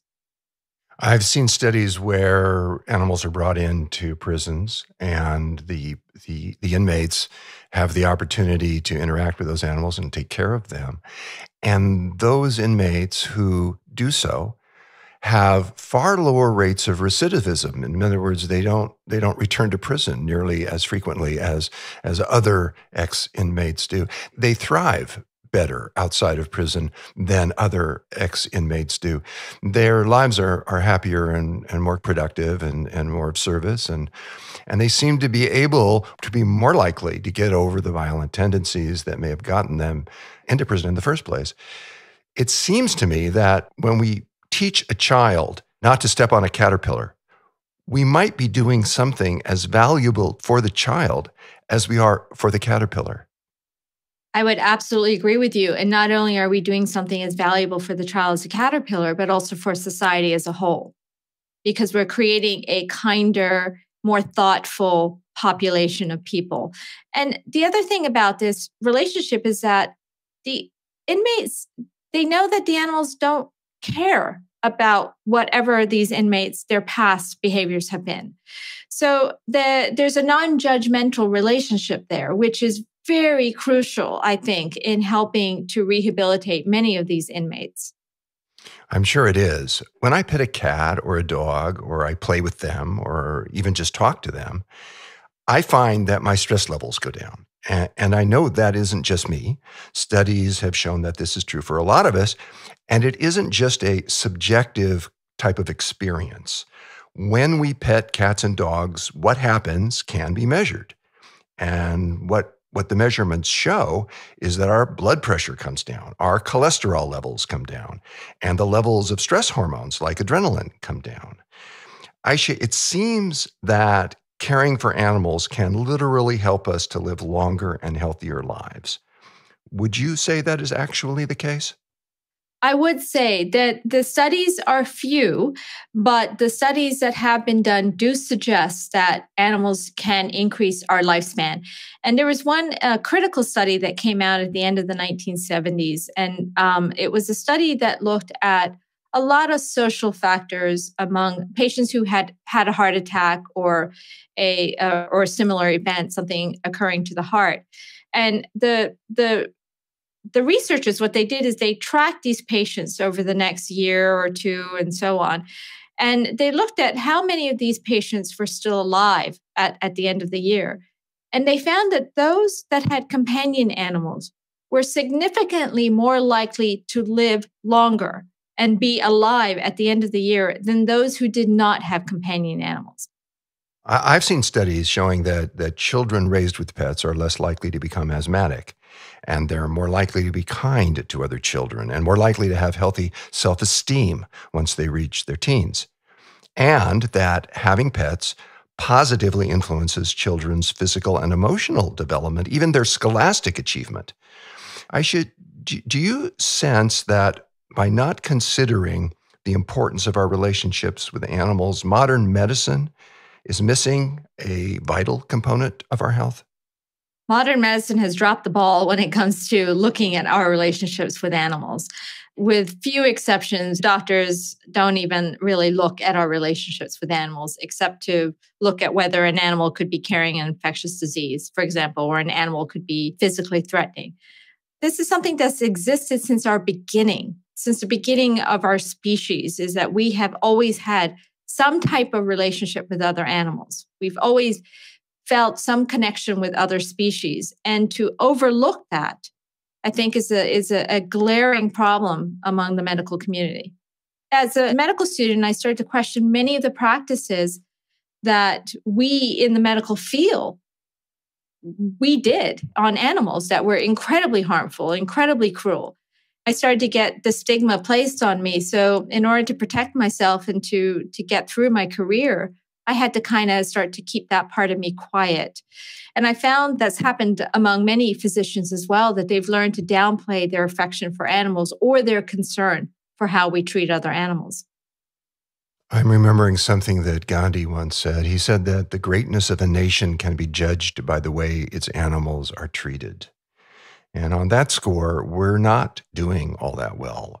Each year, more than 64 billion animals are raised and killed for food globally. That's 10 times the human population of the entire planet. In the US alone, more than 1 million animals are slaughtered every hour.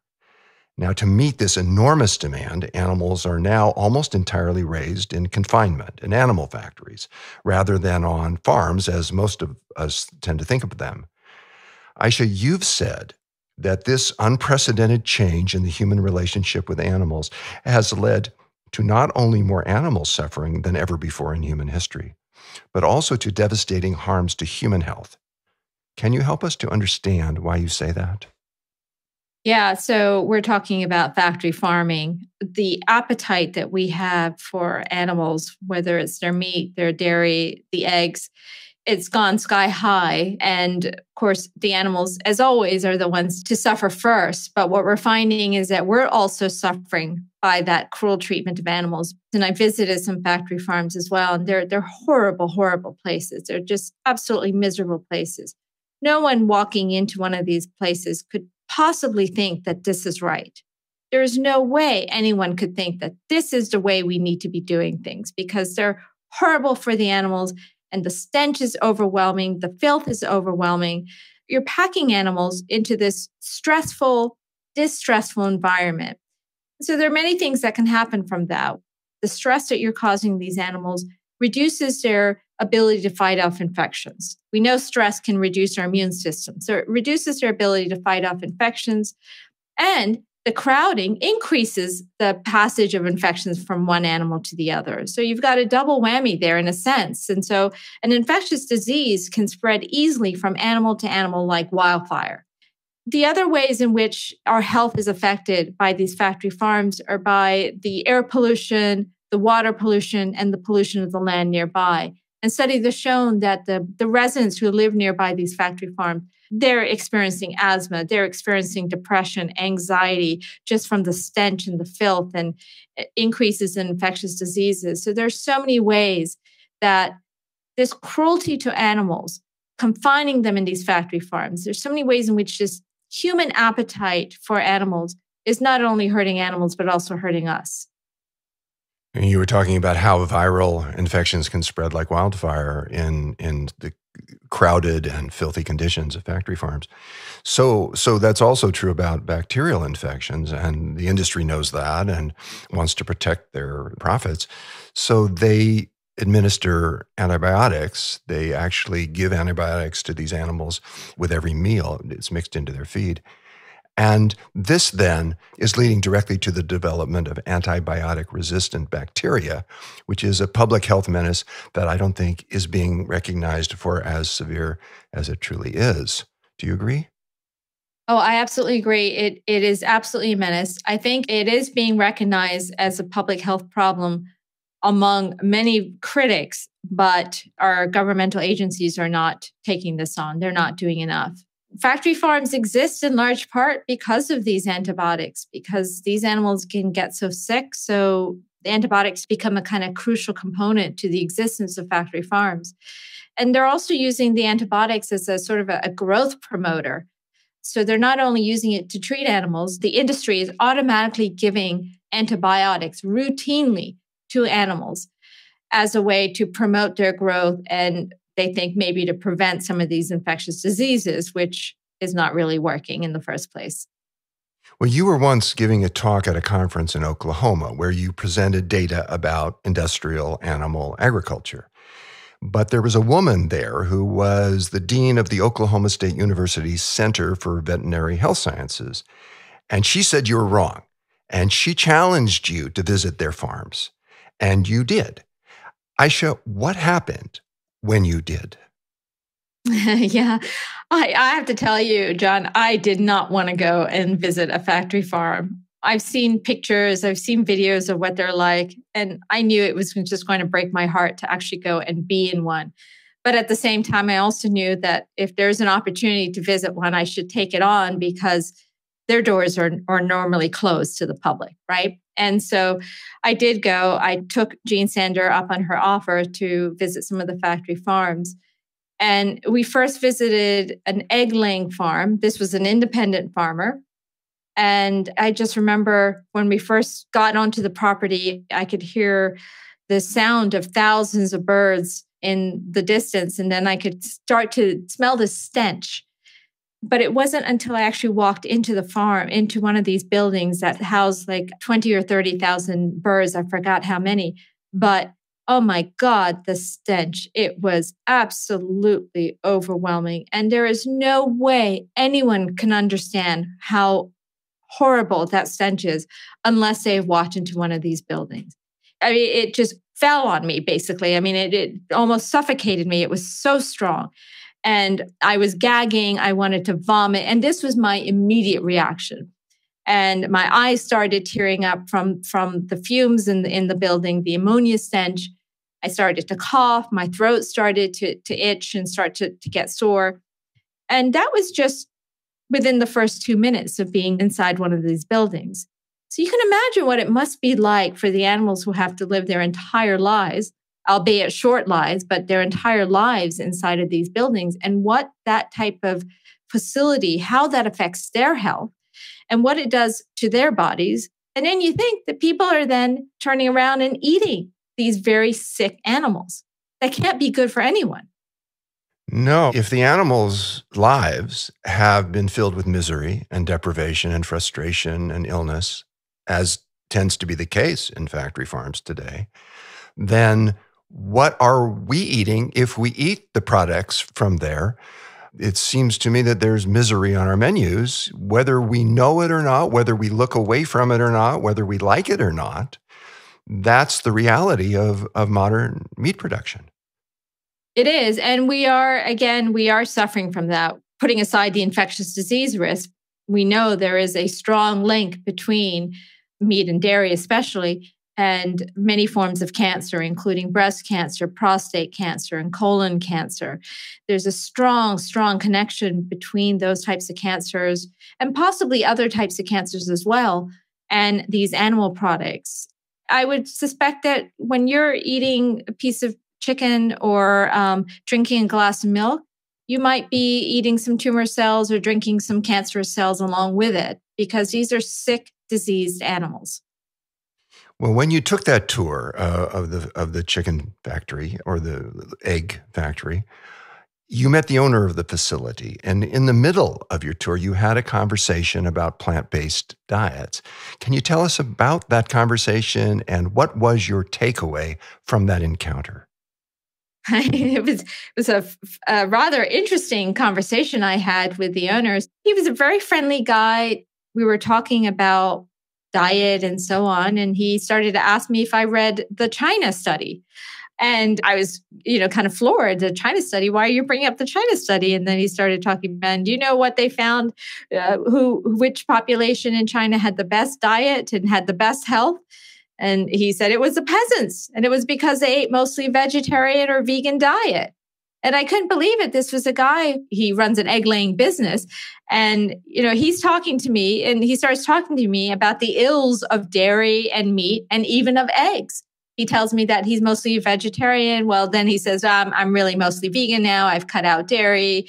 I've cut out a lot of eggs because my cholesterol was too high, and dairy and meat because of the inflammatory effects of those products and the arthritis that he was having and other things. And so there's this guy whose business is to sell eggs from a factory farm, who is basically trying to tell me that there are a lot of health problems coming out from the very business that he's running.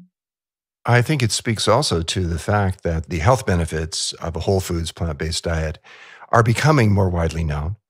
What was seen as marginal or extreme is now starting to seem to a lot of people like common sense And the medical literature is filled with studies showing the improvements and benefits that people derive from eating a whole foods plant-based diet. You've said that we're not dying from chronic diseases because we inherited our mother's DNA. We're dying because we inherited our mother's cookbook. Can you explain why you say that? Yeah, actually, we've taken our mother's cookbook and we've worsened them, the recipes. A lot of people want to blame so many of our health problems on our genes. Well, our genetic makeup didn't suddenly change in the past 40 years as a species. It didn't suddenly change. And so we weren't seeing the rates of heart disease and these cancers and obesity 40 years ago that we're seeing now. So if it's not from our genetic makeup, what could it be? The likely answer, and what the studies are showing, is coming from our diet, largely from our diet. People go out and they might eat a lot of animal products, and yet they may be a marathon runner, right? So they think they're in good health, even if physically they may appear well. But I, as a neurologist, have seen a lot of patients who look physically well, but they're having strokes in their 40s and even in their 30s.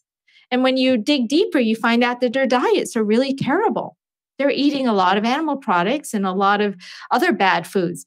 If we're really serious about cutting down our medical expenses, cutting back on our medication use, improving our health, lowering our risk of cancers, lowering our risk of heart disease, lowering our risk of strokes, lowering our risk of diabetes, and you can just keep going down the line, our risk of kidney failure. You have to look at what it is that we're eating. And majority of studies, they're just overwhelmingly showing that a plant-based diet is the way to go. They are. And it seems to me that our society still has a somewhat schizoid relationship to animals.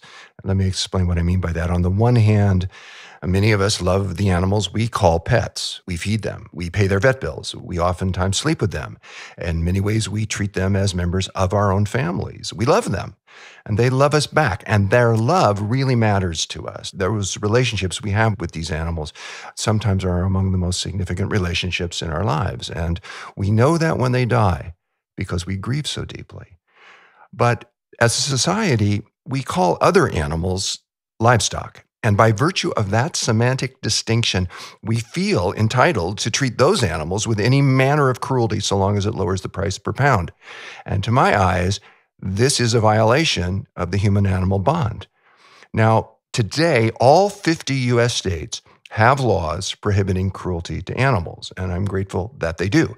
And yet, the animal protection legislation that exists in every single one of the 50 states specifically excludes animals destined for human consumption. And the result is that animals raised for meat, dairy, and eggs are routinely treated with a level of cruelty that if you did that to a dog or to a cat, you could be imprisoned. But it's routine operating procedure in modern industrial meat production. What I want to ask you, Aisha, on a personal level is, does this affect your food choices? So I didn't grow up vegetarian, and coming from a Pakistani family, we ate meat. And when I was about 18 years old, my family and we had our cats, and we loved our cats, but we never thought about the meat that we were eating. And it wasn't until we got in the mail a story about what happened to one cow. She was called a downed cow. And the brutality that this poor cow experienced in the industry, it horrified us. And we had never heard of such a thing happening. We didn't know these kinds of things happen. And so we looked at our cats, and we started to realize that ultimately there's no difference between our cat and this cow in their ability to feel pain, their ability to suffer, their ability to experience joy, their ability to love. We were able to make that connection. And actually that night, when we had all in my family read the story, my mother came down and she said, "That's it. I'm no longer serving meat in this house." And that was it. We became vegetarian as a family together. And then later on, we cut out eggs and dairy as well. For some reason, we were able to make that connection. But you were right that many people don't and haven't been able to. And studies have shown just the language that we use. As you mentioned, livestock, the word livestock. When we use words like that to describe other animals, that actually immediately cuts our empathy for those animals. When we describe cows as cattle, or when we describe pigs as hogs, or when we cut them down into their parts and we talk about nuggets and thighs and wings and bacon. We are removed from who these animals are. And that use of those words, use of that type of language cuts drastically our empathy for those animals. And so, yes, we do have a sort of schizophrenic relationship with animals. On one hand, we can show immense love and empathy for the animals who are living with us in our household. And yet we've allowed ourselves to be comfortable. And I say allow ourselves, whether it's subconsciously or consciously, but we've allowed ourselves to be comfortable with this immense cruelty that's happening to so many animals around the world. Ben & Jerry's recently dropped the claim that they had been making that the milk used in the company's ice cream comes from happy cows. A federal consumer fraud lawsuit filed in October of 2019 alleged that the Vermont ice cream maker was misleading the public about how its farms treat their animals. Now, Ben & Jerry's didn't fight the lawsuit. They responded instead by removing all use of the phrase happy cows from their packaging and from their marketing. Aisha, to my eyes, there's both good news and bad news in the Ben & Jerry's decision. I consider it a victory that they've removed misleading information from their packaging. But I would have preferred that instead of that, the company had taken steps so that the claims they had been making about the treatment of the cows in their supply chain would actually be true. How do you see it? This is the first I've heard of this news, and wow, that's pretty incredible. You bring up a good point. The thing, though, is that I don't know if you can get dairy from happy cows at the level which a large chain like Ben & Jerry's is going to require. If you're just some person who happens to have a cow on a plot of land and a cow or two, and you take some milk from the cow, sure, you can do that, and the cow can live a beautiful, wonderful life. But for the amount of dairy that a company like Ben & Jerry's will require, I don't think there is a way to have happy cows, because the inherent in that kind of system, there's going to be inherently cruelty involved. I don't know that Ben & Jerry's could ever make the claim that their cows were happy, though. When I was growing up, my father and my uncle owned what was then the largest ice cream company in the world, Baskin-Robbins. And I went to the dairies there that Baskin-Robbins got its milk products from. And it was horrifying as a child and as an adolescent to see the way these cows were treated. At that time, Baskin-Robbins had in all of its stores, behind the counters on the walls, large photographs, sepia-toned photographs of Guernsey and Holstein dairy cows grazing in beautiful pasture land, grass, fields, and these photographs evoked feelings of closeness to nature and reassured customers that the cows were treated well and lived happy and beautiful lives. But that was not the case. And when I visited the actual dairy farms from which the milk products came that Baskin-Robbins used to make their ice cream, it was so different in such an ugly way from what I had seen in the photographs that were in all the stores, that it was one of the things that altered my life. It was one of the things that made me feel that I could not ethically make my living doing what my father was training me to do, which was to follow in his footsteps and one day run Baskin-Robbins. I don't know if a large ice cream company can get the amount of milk that they need and milk products that they need from animals that are well treated. I think our appetite for large amounts of meat and dairy products and eggs is driving this industry direction of factory farming. And it's costing us in so many ways. We know now that beef production in particular is one of the largest sources of greenhouse gases in our atmosphere. Yeah. And John, I learned of your story and the decision you made when I was back like 18 or 19 years old. And so did my family. And it was very crucial in helping us to learn about the dairy industry and helping us to make our decision as well. So you really inspired us. And it was just amazing to see someone who would turn down that kind of inheritance and legacy because he took a stance against the cruelty that was involved in that. And so I truly, truly applaud you. You're a hero in my and my family's eyes. Well, thank you for that. I remember walking up to there was cows in confinement there at the dairies. And I, as an adolescent kid, would walk towards one of the cows with love in my heart, with goodwill. I thought maybe I would pet it. I thought maybe I would scratch it behind the ears. I thought maybe I'd just look into its eyes closer. And I walked up with goodwill, and the animal, the cow was so frightened at the approach of a human being. It was so stressed. It was so anxious. And I saw that. I saw its body language was unmistakable. And I thought, what has happened to this cow?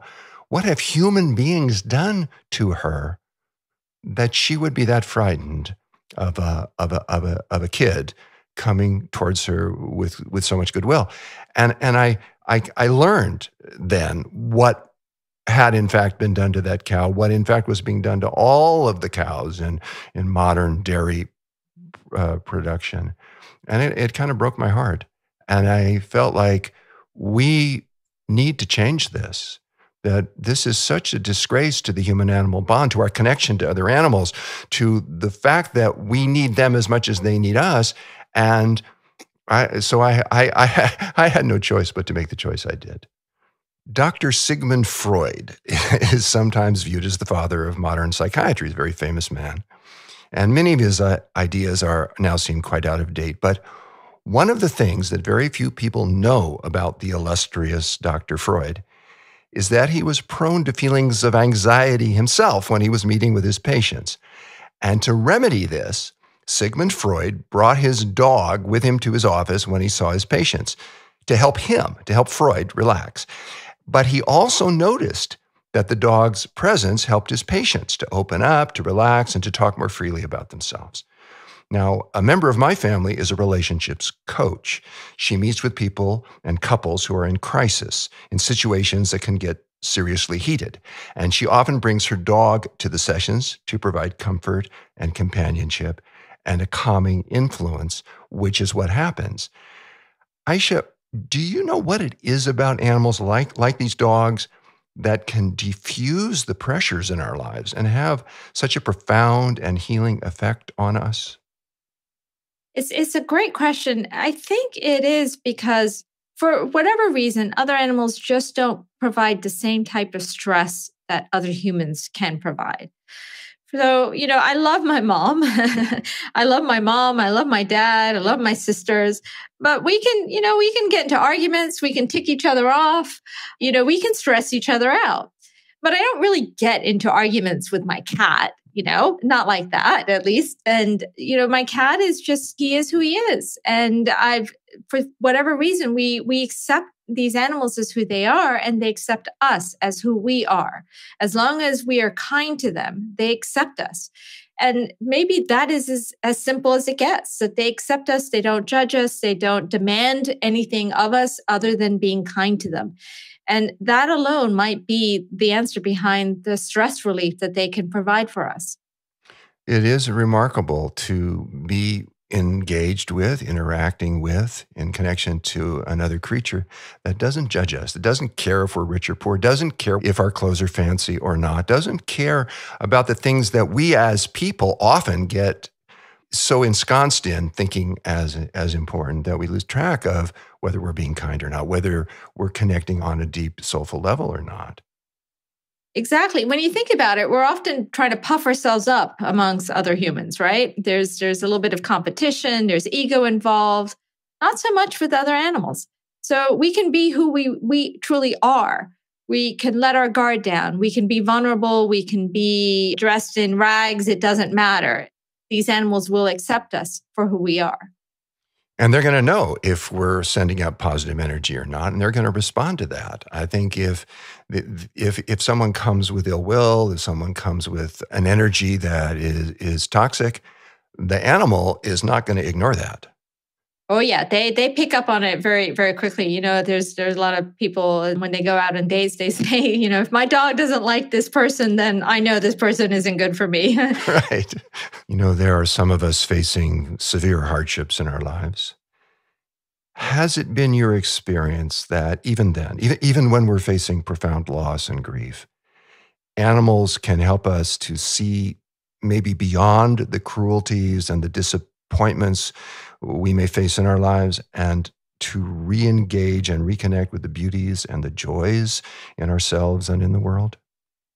I think that's why so many people are reaching out to animals in times of trauma. And we've seen that now, even in court cases, the presence of animals can help trauma victims tell their story with less stress.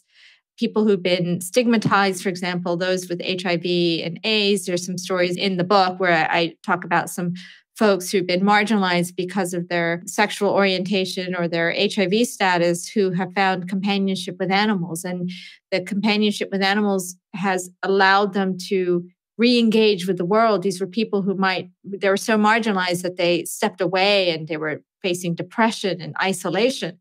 And because the animals didn't care about what their sexual orientation was or whether they had HIV or not, that the animals didn't care at all. And the comfort that the animals provided helped these individuals get back into society and gain confidence again and feel good about themselves again. And we're seeing that among many types of people with many types of with problems, whether there's, a real direct trauma or whether there's isolation or depression. So yes, I do. I strongly believe that animals provide that kind of companionship and comfort that really does help us to step away and to see beyond the cruelties and the traumas we may experience in our own lives. I think it's about 70% of U.S. households that include companion animals.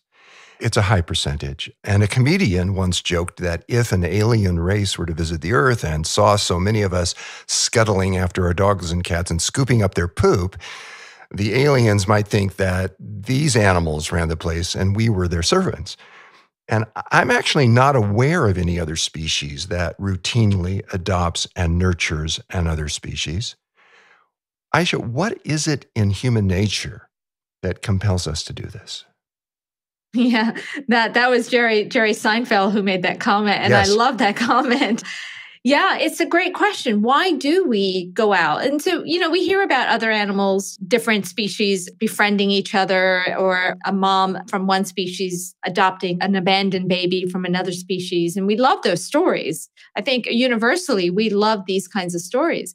But we don't see other animals routinely go out, as you mentioned, and adopt other animals. And yet we humans do. And I just think it speaks to that fundamental bond, that capability that we have to empathize with other animals. And despite the fact that we can cut our empathy for animals and allow such cruelty to happen to animals, to occur in these factory farms, in laboratories, in fur farms, in the wildlife trade, I mean, you name it. Despite that, we still have an innate capacity to empathize with other animals. And I see that as a ray of hope. Ultimately, I think that empathy is going to win out. And I really do believe that it's going to get stronger as we develop as a species. And it's an inevitable part of our biology that we're going to experience a stronger bond, a stronger ability to understand and empathize and feel compassion for other animals. And so I think that's going to be crucial in the relationships that we develop with animals, not just our companion animals, but with all animals, with the cows, with dogs, with mice, with pigs, with chickens, with some of the most vilified animals, with snakes and bats and sharks. And so this ability, this desire to connect with other animals is such a strong part of our biology. It truly does give me hope that that's going to win out, and the cruelty towards animals will definitely lessen over time and hopefully will end one day. I hear you saying that our urge to make a connection with our fellow creatures is powerful. It clearly takes a lot to override an urge that is that strong. Aisha, if indeed this urge is that strong, do we lose something when we ignore it? Do we lose something of ourselves? And by the same token, what do we gain when we regain our kinship with animals, when we recognize how important our kinship with animals is to us? I think we're starting to see what's happening because of our disconnect with so many animals. We're seeing climate change, rapid, horrible climate change that's affecting us in large part because of factory farming and the production of beef. We're seeing the repercussions, very real, direct repercussions, measurable repercussions that are coming about because of our overriding that innate empathy that we have for animals. But on the flip side, if we start to recognize that empathy for animals and we start to change how we treat these animals, we are going to see these benefits. We're going to see a drastic reduction in our risk of infectious disease. We're going to see a boost in our mental health and well-being for people across all kinds of experiences, those who've had trauma and maybe those who just need a boost in their morale. I would say that kindness towards animals is an absolute win-win situation. It's a win for the animals and it's a win for us. And I can't imagine why we would not choose to go down that path. Well, hopefully more and more of us will go down that path. And I think that is happening. And it's our task, I think, to help people see that it's safe to do that it will inspire and make their lives more beautiful and healthy if they do that. Yes, I hope so. That's definitely a goal that people can feel, not like I was in medical school, but that people can be more and more comfortable and outspoken about their compassion for all animals. Aisha, there's so many things I love about your message and your work. You're reminding us that soulful interactions with animals are not only possible, they're vitally important to our health. They can restore us to a sense of balance and harmony. They can help us feel more connected to the unity of all life. And with that bond comes an increased ability to recognize that even with all our differences, we are not so different in the ways that truly matter. In times like these, when the social fabric seems so frayed, it strikes me that one of humanity's biggest stumbling blocks is the sense of me against the other, us against them. And I hear you reminding us that connection is a basic human need. We all want to be understood. We all want to be seen and accepted and loved. We all want to matter to each other. We're not nearly as separate as we think we are. We are part of each other's hearts. We are part of each other's dreams, part of each other's hungers and needs. And you're helping us to remember that we're part of all of life on this earth in ways I think we have yet to even glimpse. And so, Aisha, on behalf of Ocean and myself and everyone involved in the food revolution, I thank you for your huge heart, your profound insights, and of course, for being with us today. Thank you so much, John. It was my absolute pleasure to talk with you. And I have to say that what you just said was just so beautifully stated. I couldn't have said it better myself. We've been talking with neurologist and public health specialist, Dr. Aisha Akhtar, author of Our Symphony with Animals on health, empathy, and our shared destinies. Aisha, your message is heartening, it's inspiring, and it is so deeply needed.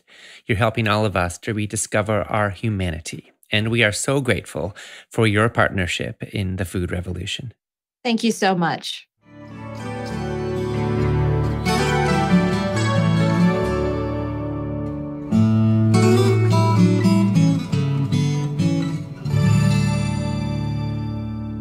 Thank you so much to Dr. Aisha Akhtar and to my dad and colleague, John Robbins, for that very moving conversation.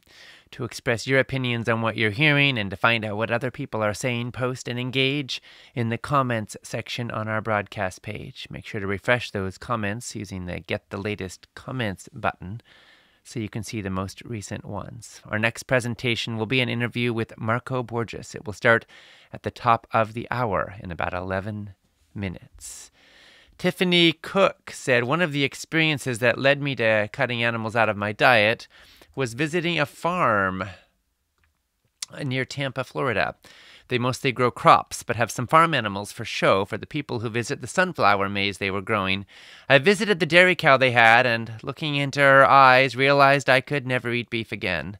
The love and connection I felt with that animal helped reinforce in my mind that they have feelings and emotions too, and no animal deserves to be raised for the consumption of another. That feeling spread to pigs, chickens, and eventually fish, when I felt that connection with a bass I caught out on the river. I just couldn't eat animals now, even if I wanted to. Well, Tiffany, thank you for sharing those sentiments and feelings. And I think that when we open our hearts bigger to include more of life, we become more whole, more capable humans. We become more humane in our relationship to life. Rather than seeing it as something to take from or exploit, we become more connected to our humanity. Thank you for your story. Regina from Botswana said, "Wow, thank you for this opportunity. It's my first time attending Food Revolution, and it met me at my defining moment. I'm in a journey of natural plant-driven health. I have indulged in toxic eating habits, and my body could not take it anymore. Listening to the experiences of great people here has motivated me a lot to keep improving my self-care. Thank you, thank you, thank you." Regina, thank you for being here and for allowing yourself to be motivated. It sounds like you are experiencing the consequences of a lot of toxic habits, and you're feeling the suffering that comes from it. It also sounds like you're ready to make a change. You know, there's the saying that pain pushes and vision pulls. Sometimes we're motivated by desire to avoid suffering and pain or illness, and other times we're motivated by our vision of the vitality and the health, the joy, the energy that we want. And whatever is your motivator, everybody listening and participating right now, I want to welcome you, encourage you, thank you, celebrate you, and support you. We heard from Melinda Ish, who said, January 7, 2019, my son and I became homeless. We're both type 2 diabetic. He has high blood pressure. A few months later, I heard the Food Revolution Summit. Thank you so much. I was having a lot of trouble figuring out how to do this, as our diet was the cheapest tacos and burgers. I had no stove or fridge. Then in August, my son, who had just turned 42 a few days earlier, had a splattering of strokes. He also started having a skipping of his heartbeat. I quickly learned how uneducated hospital dietitians are. They kept trying to serve him things like bacon, eggs, sausage, and every other greasy thing they could put on the plate. I was bringing in healthier food for him. I could not put him back in a Prius, so I took every dime and rented a room at an extended stay hotel. We still don't have a stove, but we have a fridge and a microwave. He now has use of his left side again. He's starting to see light shadows and shapes in his left eye again. His blood pressure is still high, though. I've recently acquired a slow cooker, and we're starting to add lentils and cornbread made without oils or dairy to our salads. I've really enjoyed this summit immensely. Haven't been able to hear all the talks as we have bad internet here, but I am learning so much. We will continue to improve, and someday we will be back in a proper home where I will be able to grow a garden. Well, Melinda, thank you so much for sharing, and our heart is with you and with your son in your journey. It sounds like there's been a lot of suffering along the way, and we're sending so much love to you. And I'm so happy you're here and learning and doing what you can, making the most of what's possible with what you have to work with. And we want to make it a bit easier for you. I'm sorry you've missed some of the presentations with bad internet, and we want to make it a bit easier for you on your journey. So we're going to gift you with an empowerment package. Our team will follow up with you. Make sure you check your Facebook messages if you haven't already. If you don't hear from us via email, we'll reach out and get that to you. And I hope it supports you in your healing journey. You'll have the MP3s and the transcripts of the entire summit for life, along with all the bonuses, so you can listen anytime or any place that you want. And we just wish you and your son all love and all healing and all support, and hope you receive every resource that you need to heal, to regenerate, and to give back, because I'm sure that as you receive, you're the kind of person who is going to want to serve others as well. Elizabeth Berg said, thank you for sharing all this great information. I have a question that I haven't heard addressed yet, as I've missed a couple speakers. During this pandemic, more people are preparing food at home. It may not always be healthy, but most of the time it might be better than eating out. I've seen a couple articles mentioning that fewer people are showing up at hospitals with heart attacks and other health issues. One article even had a title along the lines of, "Where are the heart attacks?" Apparently more people are dying at home without going to the hospital, but a couple articles actually mentioned almost in passing that most people are eating healthier at home. Well, Elizabeth, thank you for raising that, and it is actually true. The New York Times ran a piece on this recently, and they commented that more than half of all Americans report spending more time cooking right now than usual or than they have historically. In fact, more than half of all Americans say they intend to continue cooking more even after the pandemic is over. Now, of course, not everybody is cooking healthy food, but in general, statistically, people who cook more eat better. They eat healthier foods.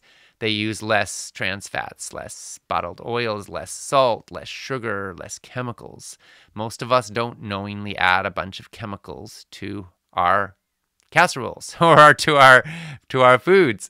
So the reality is most people eat better and are more empowered, as well as saving money when they eat at home with home-cooked meals. So yes, this could definitely lead to a healthier outcome. It could be a sort of silver lining. I hate to use that phrase when so many people are suffering, but it could be a sort of silver lining in this time of pandemic, is more people cooking more and also more people growing gardens more. I think this is good news. As to whether it's brought down the number of heart attacks, it's possible. It's certainly possible. It actually, well, cardiovascular disease can take decades to develop. Studies show us that your blood is impacted by your last meal. So people who have a big old steak are statistically more likely to have a heart attack that night than people who eat a bunch of vegetables. So it is possible, even in very short order, that healthier choices could be leading to lower amounts of heart attacks. Of course, we also have to remember that a lot of people are scared to go to hospitals right now because they're afraid of COVID-19. So, of course, that could be a factor to hospitals having less admissions for other conditions as well. We don't know for sure. Judy said, I'm so thankful to my sister for sharing this summit with me. I've learned so much and been energized to practice better nutrition. My question relates to cookware and cooking methods. What cookware is best, and is grilling safe? Well, Judy, thanks for asking. And so first of all, when it comes to cookware and cooking methods, my favorite pots are stainless steel, because that's, and maybe with a copper bottom for heat conductivity, but stainless steel is pretty inert and pretty safe, generally speaking. When it comes to like frying pans or grilling pans that that people may use for sautés or stir fries or things like that, you have a few options. You could do cast iron. You could do enamel coated cast iron, which I think is pretty great. You can do some of the ceramic coated surfaces, like Caraway is a company that makes some very good ones. Or you could do solid ceramic, which is made by a company called Extrema, Xtrema. They're kind of pricey, and they don't work on induction stoves, but a lot of people find them excellent. Or you can go with stainless steel, but it doesn't work terribly well for its non-stick properties. What I don't recommend for pans is the typical Teflon or other non-stick materials, because they can be quite toxic.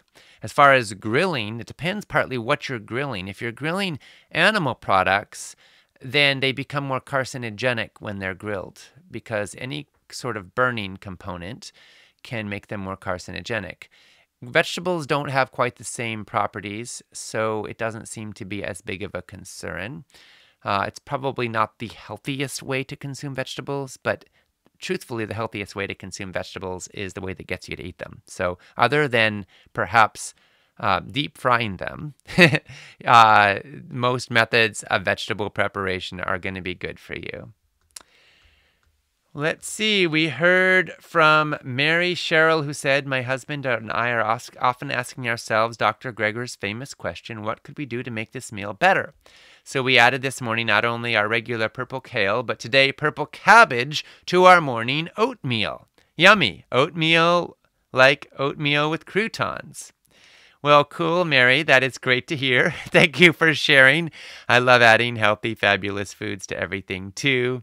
I think that we can get away from the typical notion that breakfast should be just nothing but carbs and sugars, and we can have, and maybe some eggs or bacon. We can start adding more beans or vegetables into the mix. And good on you for trying something new. So now, in just a moment here, it'll be time for the next segment of our broadcast, an interview with Marco Borges. But first, here's a short segment about the Food Revolution Summit Empowerment Package, which is still available for a couple more days for the Summit special price. No matter where you come from or what you've been through, the simple truth is you are meant to thrive. You deserve boundless energy, a clear mind, and a lean and healthy body. You deserve to feel confident and clear about what you eat and why. The Food Revolution Summit is packed with insights, and trying to catch and absorb all of them can be hard.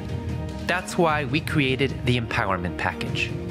With your Empowerment Package, you can own the entire summit, plus all the transcripts and loads of bonus materials for life. Absorb this life-changing material at a pace that's comfortable and easy for you. Join in this movement. Support this mission. Buy your Empowerment Package today.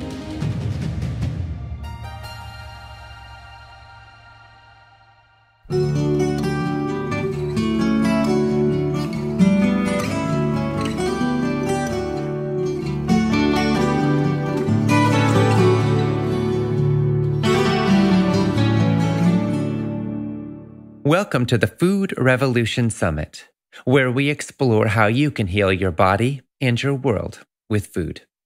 This is Ocean Robbins, and I am joined by my dad and colleague, John Robbins, in welcoming our guest, Marco Borges. Marco is an exercise physiologist whose innovative exercise and nutrition programs are helping guide hundreds of thousands of people to a healthier lifestyle. He's the New York Times bestselling author of The Green Print, The 22-Day Revolution, and The 22-Day Revolution Cookbook. And he's founder and CEO of 22 Days Nutrition, a plant-based lifestyle solutions company. Marco is a plant-based living advocate who is passionate about helping people to develop healthier lifestyles, and he has spent the last 20 years as a lifestyle coach, touring the world, empowering others with tools for ultimate wellness. So now, Marco, we are so grateful for this time with you and for all that you're doing. And now for this interview, I'm going to hand it over to my dad and colleague, John Robbins. Well, thank you, Ocean, for that introduction. And thank you, Marco, for being with us once again. Thank you. Well, thank you for including me once again. It's always a pleasure to speak to like-minded, warm-hearted individuals that, just live with the purpose and the passion to help others. Delighted to be back with you. Well, we're delighted to have you. And it's very clear to me and anyone who knows your work that you want to help people to move their food choices in a healthier direction, in a whole foods, plant-based direction. So let me begin our conversation today by asking, why is that important to you? There's few things in your life that can have such profound effect on you, your family, the planet, and those that we share it with than food. We have an incredible power, not just ourselves, but to heal the planet and to help stop the suffering and the pain that goes into so much of the food that we eat. And when I have these conversations with people, I say, just think about it. How could good come from? Do you believe that we're energy beings? Yes. Well, then how could good energy come from something that has taken so much suffering? How can something good come from something that is so wrong? And it's then and only then that people actually make the connection. And a lot of times people are afraid to even go there because they don't want to feel like they're so far off the deep end that other people don't connect. But you have to go off the deep end to allow people to really understand that it just doesn't make sense. I mean, the way that we're eating, the food that we're growing, how we're growing the food, how we're, growing the animals, the drugs, the pharmacology that goes into most people don't realize that over 80% of the pharmaceuticals go into animals.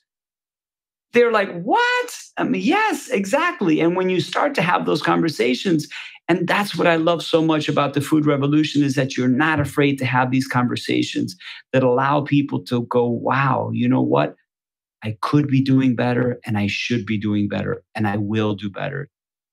That makes total sense to me. And I'm remembering in my life, there was about 20 years, maybe starting in the late 1980s, where I traveled a great deal and I was giving many hundreds, maybe even thousands of public presentations. And I was asking people to maybe consider the question of whether the food they were eating was in fact serving their highest good.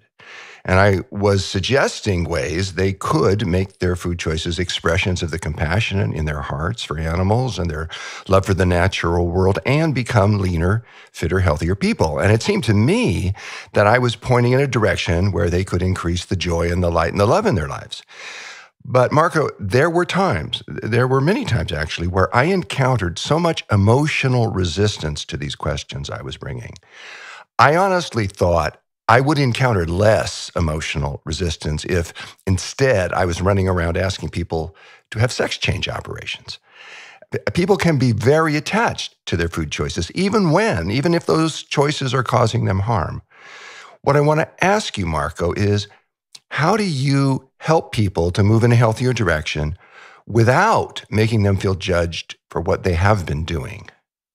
Yeah, that's a great question. I think it starts off with empowering people with information so that they're aware of the impact that the food that they're consuming can have on their life and on the planet. But I also believe that you have to start by allowing people to understand that it's okay to be emotional, because from a very early age, we're conditioned to having this very emotional connection with food.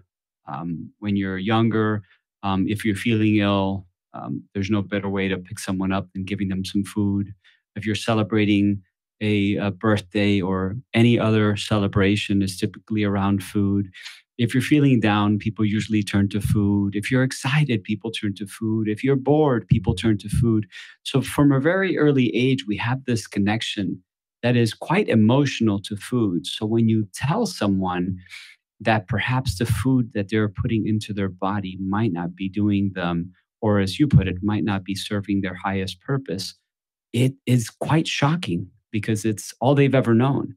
And that, coupled with the fact that we are no longer growing our own food the way that some might have in the past. We are getting food at a corner grocery store or at a mass club store, and we have no idea where the food comes from or how it's grown or how it's processed or what goes into that food. So when we begin to question if the food we're eating is really serving us, it becomes a very scary subject matter for a lot of people because they feel powerless. And the reality is instead of having a conversation around, feeling powerless, it is for me an opportunity to make people feel powerful with the information that you give them so that they understand that they truly have control over the way they feel and that they can be the agents of change, not just for their health, but for the health of their families and their communities as well. Well, I hear you talking about helping people to feel powerful and empowered to make choices that are more deeply in alignment with their well-being and their central purpose for being alive, their values. What I want to ask you is, while you're helping others to feel powerful, what gives you strength, Marco? What feeds your soul? Oh, so much. I mean, waking up in the morning, another opportunity to do it all over again. Life is, to me, the most beautiful thing. I mean, I'm looking outside my window right now. There's beautiful blue skies. I've got my health. I've got 4 beautiful children, a loving wife, an amazing family, incredible friends that I am so fortunate to have in my life. And all of those things give me great joy, fuel me, drive me. And we're living in a time where we have more access to information than we've ever had before. And having that access to information means that we can share it with more people than we've ever been able to share it before with, right? And knowing that more and more people are becoming plant curious and open to the idea that, you know, I may not feel as good as I want to feel, but now I know that there are ways that I might be able to feel better through what I'm putting into my body and just simple lifestyle modification. And the fact that people are taking these lifestyle modifications, this plant curious lifestyle, and adopting it and then sharing it with others on social platforms and through their workplace and whatnot allows us to really see how beautiful it is when people truly believe in the power of the food that they put into their body and how it can heal us from the inside out. It gives me so much joy. It fills me with so much happiness to be alive and to be able to share this information with others because we know what a transformative effect it is having on communities all over the world. Which is really good news in a time when we all hunger for good news. That's right. Well, Marco, you work one-on-one with lots of people. You've worked with famous people. You've worked with Shakira and Beyonce and Jay-Z, and of course you've worked with many not famous people, and you've worked with thousands of people over the years one-on-one. Can you tell us one of your favorite health transformation stories about somebody you've helped to dramatically alter their nutrition and the way they're living and the results they've gotten? Absolutely. There are so many that come to mind, to be honest with you, because I love people and I love to see people take control of their health and live their best lives. But one really sticks out, and it sticks out because of the way that it impacted his life and it impacted the life of those around him. And that is a dear friend of mine, Raymond, who published my first book. It was one of those guys who was on top of the world, an incredible publisher, a brilliant mind, an amazing human being. And every time I saw him, he was a couple of pounds heavier, a couple of pounds heavier, a couple of pounds heavier. And sitting at about a 5'9" frame, weighing over 250, 200 and some odd pounds, I realized that he had gotten to the point where if someone didn't say something, there was going to be no turning back. And I remember a couple of times saying, hey, we should go for a jog or we should try to work out together sometime. And he would always graciously say, oh, I can't today. I'm busy. I'm doing this or that. And on one occasion, he said, yeah, you know what? I'd love to join you. So he met me at my hotel and we went for a jog. And I think that jog was the first sign in his mind that he actually needed to do something for his health. And I'd have conversations with him about perhaps considering more conscious diet or a more plant-strong diet. And at the time, I was working on the 22-day revolution. And I asked him if he'd want to give it a try. And he very kindly passed on the offer. And at one point, I remember him calling me one day and saying, hey, do you have a couple of minutes to chat? And I said, yes. And he goes, I've been having some issues. I've been having some heart palpitations for a couple of weeks now, and I haven't said anything to anyone. And I, woke up this morning, I wasn't feeling well, and my mom got me an appointment at a cardiologist, and she happens to know I was lucky enough to be able to get in. And wow, I've got high cholesterol. I've got hypertension 2. As you know, there is no hypertension 3. You have a heart attack at hypertension 2, and you're probably done. Had high sugar levels, was obviously morbidly overweight, and walked out of the office with a couple of prescriptions, I should say a few prescriptions, and realized that if he didn't do something to change his life, it was probably not going to be a very good one. So he reached out and said, I don't know what to do. I'm kind of lost. I'm turning to you because you're my friend and this is your space, your area of expertise. I'd love for you to help me if you can. And I said to myself, wow, this is the moment. This is it. He's at that point where he's ready to make a life-changing decision. So he very quickly adopted a completely plant-based diet. And over the course of the first 22 days, he lost 22 pounds, normalized his blood pressure. His cholesterol dropped by like 60 or 70 points. And by the time he went back to his doctor for a checkup 3 months later, he had lost over 80 pounds, completely normalized blood pressure, completely normalized blood cholesterol level, completely normalized blood sugar levels, and was symptom-free. of any of the things that he had gone to the doctor originally for. And the doctor looked at him and said, wow, I've never seen those meds work so well before. Giving credit to the meds. And he says, Doc, I actually never took any of the meds that you prescribed. And he goes, how's that? And he goes, I literally just adopted a plant-based diet and started exercising on a semi-regular basis. And this is what happened. And since then, he's kept the 80 pounds off. This is going on 5-6 years now, is living his absolute best life, has got 2 beautiful kids, an amazing wife, a beautiful family, and is truly living his best life now because he took control of what he was putting into his body. And that to me was like the greatest example of how much autonomy we have over how we feel and how well we age and how we keep disease at bay through our lifestyle choices. That's a beautiful story, and congratulations to Raymond and of course to you for your role in his choices and in his healing that he's had.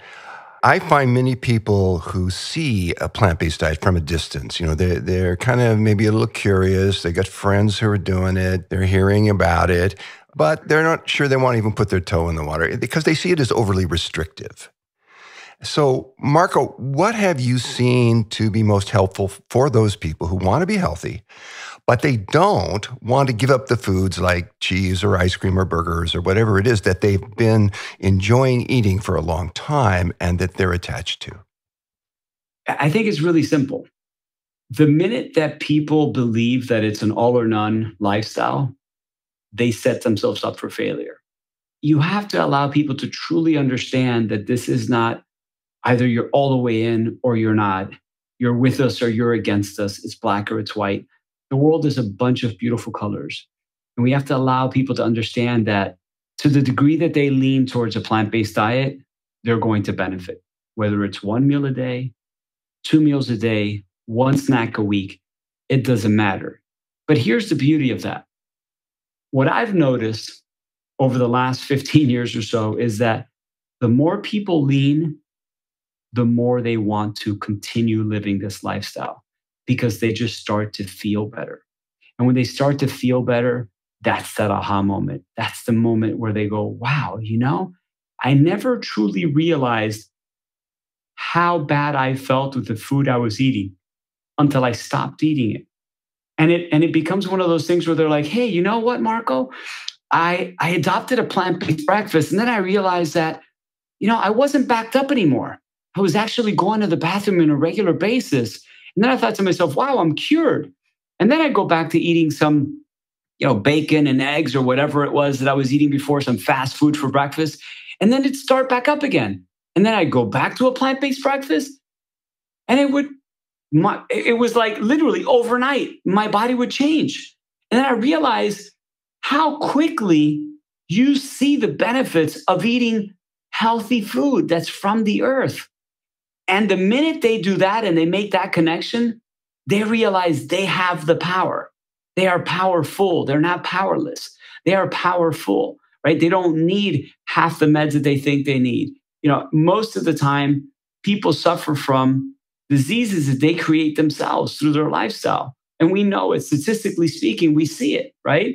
The leading cause of death is still heart disease. And we know today that we can not just prevent, but we can arrest and in many cases reverse heart disease with a plant-rich diet. So when you look at how lifestyle, how the epigenetics plays a role in how your genes will express themselves, you begin to realize that the power really lies in you. So it's about empowering people with the information, allowing them to lean, not judging them, loving them, embracing them, and standing by their side every step of the way.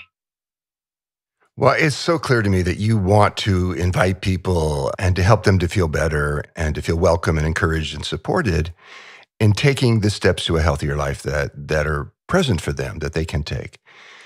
And Marco, people who meet you know it's obvious that you are yourself a superbly fit and radiant example of healthy living. But there are people who might want to be like you. They very much want what you have. But they don't believe that being truly healthy could ever be a real possibility for them. They've had certain experiences of their bodies, of their lives, of the choices they've made and where they've gotten.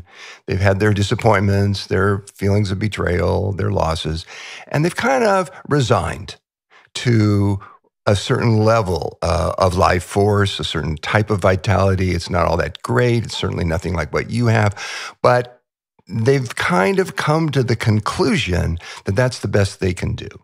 What would you say to somebody like that? Wow. I've seen it so many times that I'm playing out conversations in my mind right now. The reality is that people wake up every day and have another opportunity to truly live the life that they want to live. Not just settle for the life that they're living, but to truly live the life they want to live. But in order to live that life, you can't be in a victim mentality. You have to be powerful. You have to know in your mind that you have the ability to create the life for yourself that you want.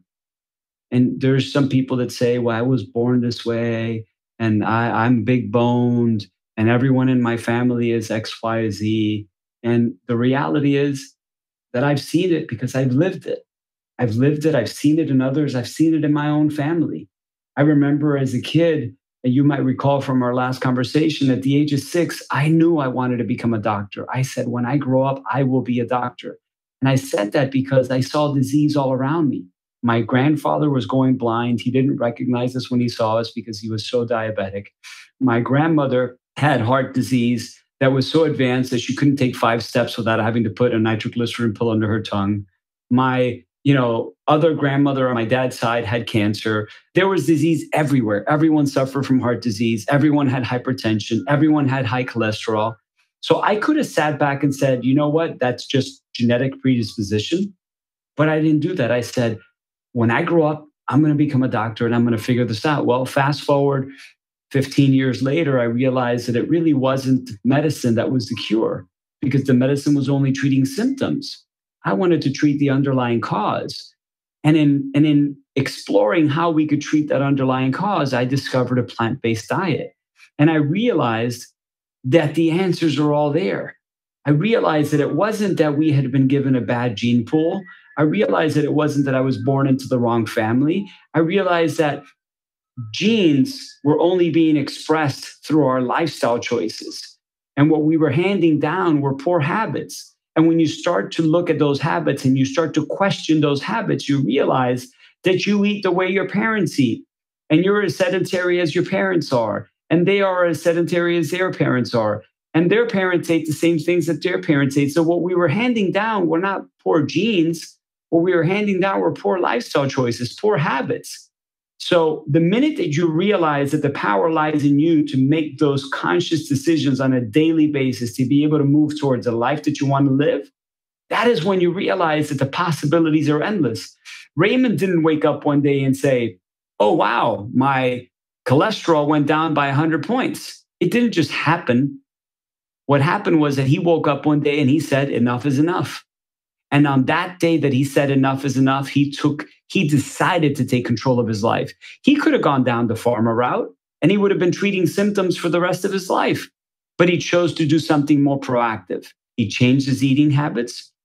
He started exercising on a semi-regular basis, and he completely transformed his life. And as a result of that, what do you think has happened? His kids are now eating healthier.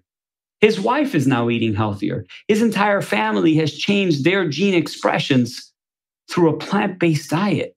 If you're listening to this, you're here now, you're breathing. You have the ability, you have the opportunity to live your best life by simply elevating your consciousness and choosing to live a life that is proactive instead of reactive. Well, Raymond had the advantage and the blessing of you. He had access to you. He knew you. He was your publisher. He could go to you at a time when he was feeling his own health was really in jeopardy. There are a lot of people today, I think, who are intrigued with plant-based foods. They see Beyond Burgers and Impossible Burgers and plant-based burgers everywhere now. The dairy cases have more plant-based milks than cow's milk in them now, in a lot of places. It's really becoming a thing. But as a downside, probably never been easier than it is today to be a junk food vegan or a junk food plant-based eater. There are a lot of plant-based foods that are available now, but that are filled with very highly processed ingredients. And if somebody doesn't have you or someone like you at hand to ask about these things, they may become confused.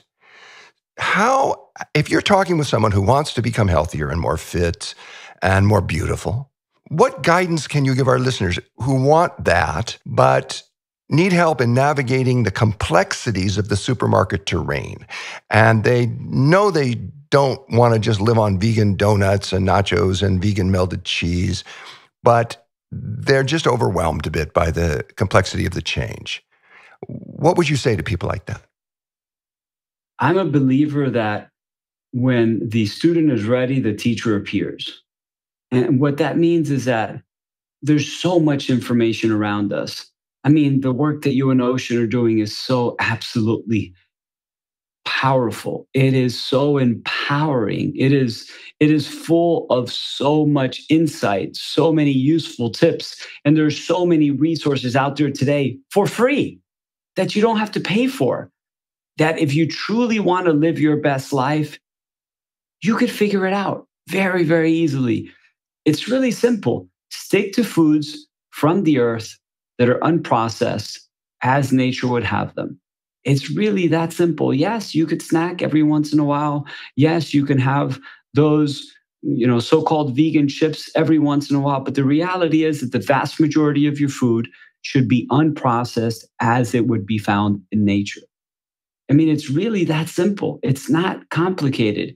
We as humans have a tendency to complicate things. People have said to me at times, life is complicated. And I say, no, my friend, life is not complicated. Humans are complicated. Humans complicate life, but life is simple. I mean, look at all the animals that we share this beautiful planet with. Look at all the other animals we share this planet with. We're the only ones that will literally decimate each other. We're the only ones that eat ourselves to oblivion. We're the only ones that give ourselves heart disease through what we're putting into our bodies. Think about the things that you put into your body. I always like to make the comparison of our diet to how you would manage your finances because they're very closely connected. And I think that most people, for the most part, people understand when you talk about money a little bit more than when you talk about food. If you had, I don't know, call it, $10 to spend per week, and you just literally put that into a bank and you just wrote checks at will without ever bringing down a balance, you'd be in trouble very quickly. But people don't do that, right? They have $10, they put it into a checking account and they write a check for $3 and they bring down the $3 and they say, now I have $7. And they keep a very close account of what it is they have and more importantly, what it is they don't have. But we never make that connection with food. We never look at food as the vehicle that either gets us closer to health or further away from it. Right. And I think that the minute people start to realize that there's a very close connection between food and health, they will be much more, not just conscious, but much more interested in what they're putting into their body than they otherwise would have been. I agree with you, Marco, about that. And I think more and more people are realizing these days that there's a strong and an important connection between what we eat and the health we will experience. The reality is becoming more and more apparent to more and more people every day about that, and I think that's a good thing. But the medical system is lagging behind. It strikes me as almost a crime that doctors are still being taught next to nothing in medical school about the power of excellent nutrition, not only to prevent, but also to reverse a very long list of illnesses. And medical students are also currently taught nothing about the power of bad food to cause disease. So we have what we call a healthcare system, but it isn't healthcare really, it's disease management. And so there are still a lot of people suffering under the illusion that food is less powerful than it actually is. But we are seeing breakthroughs, and we're seeing them every day, and people are shifting.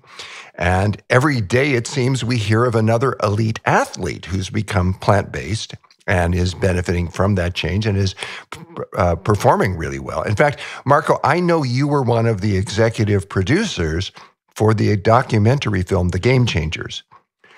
What is it that you hoped that film would accomplish? And are there any particular myths that you wanted to bust? For many years, people perceived a plant-based diet lacking in protein, where, it's really quite simple. When you break it down for someone, they go, "Oh, wow, okay." Where does the cow that you are eating get its protein from? They say, the grass that it's grazing on? Exactly. So it can't be said that plants are the original protein source, and you are choosing to buy your protein from the middleman. I go straight to the source.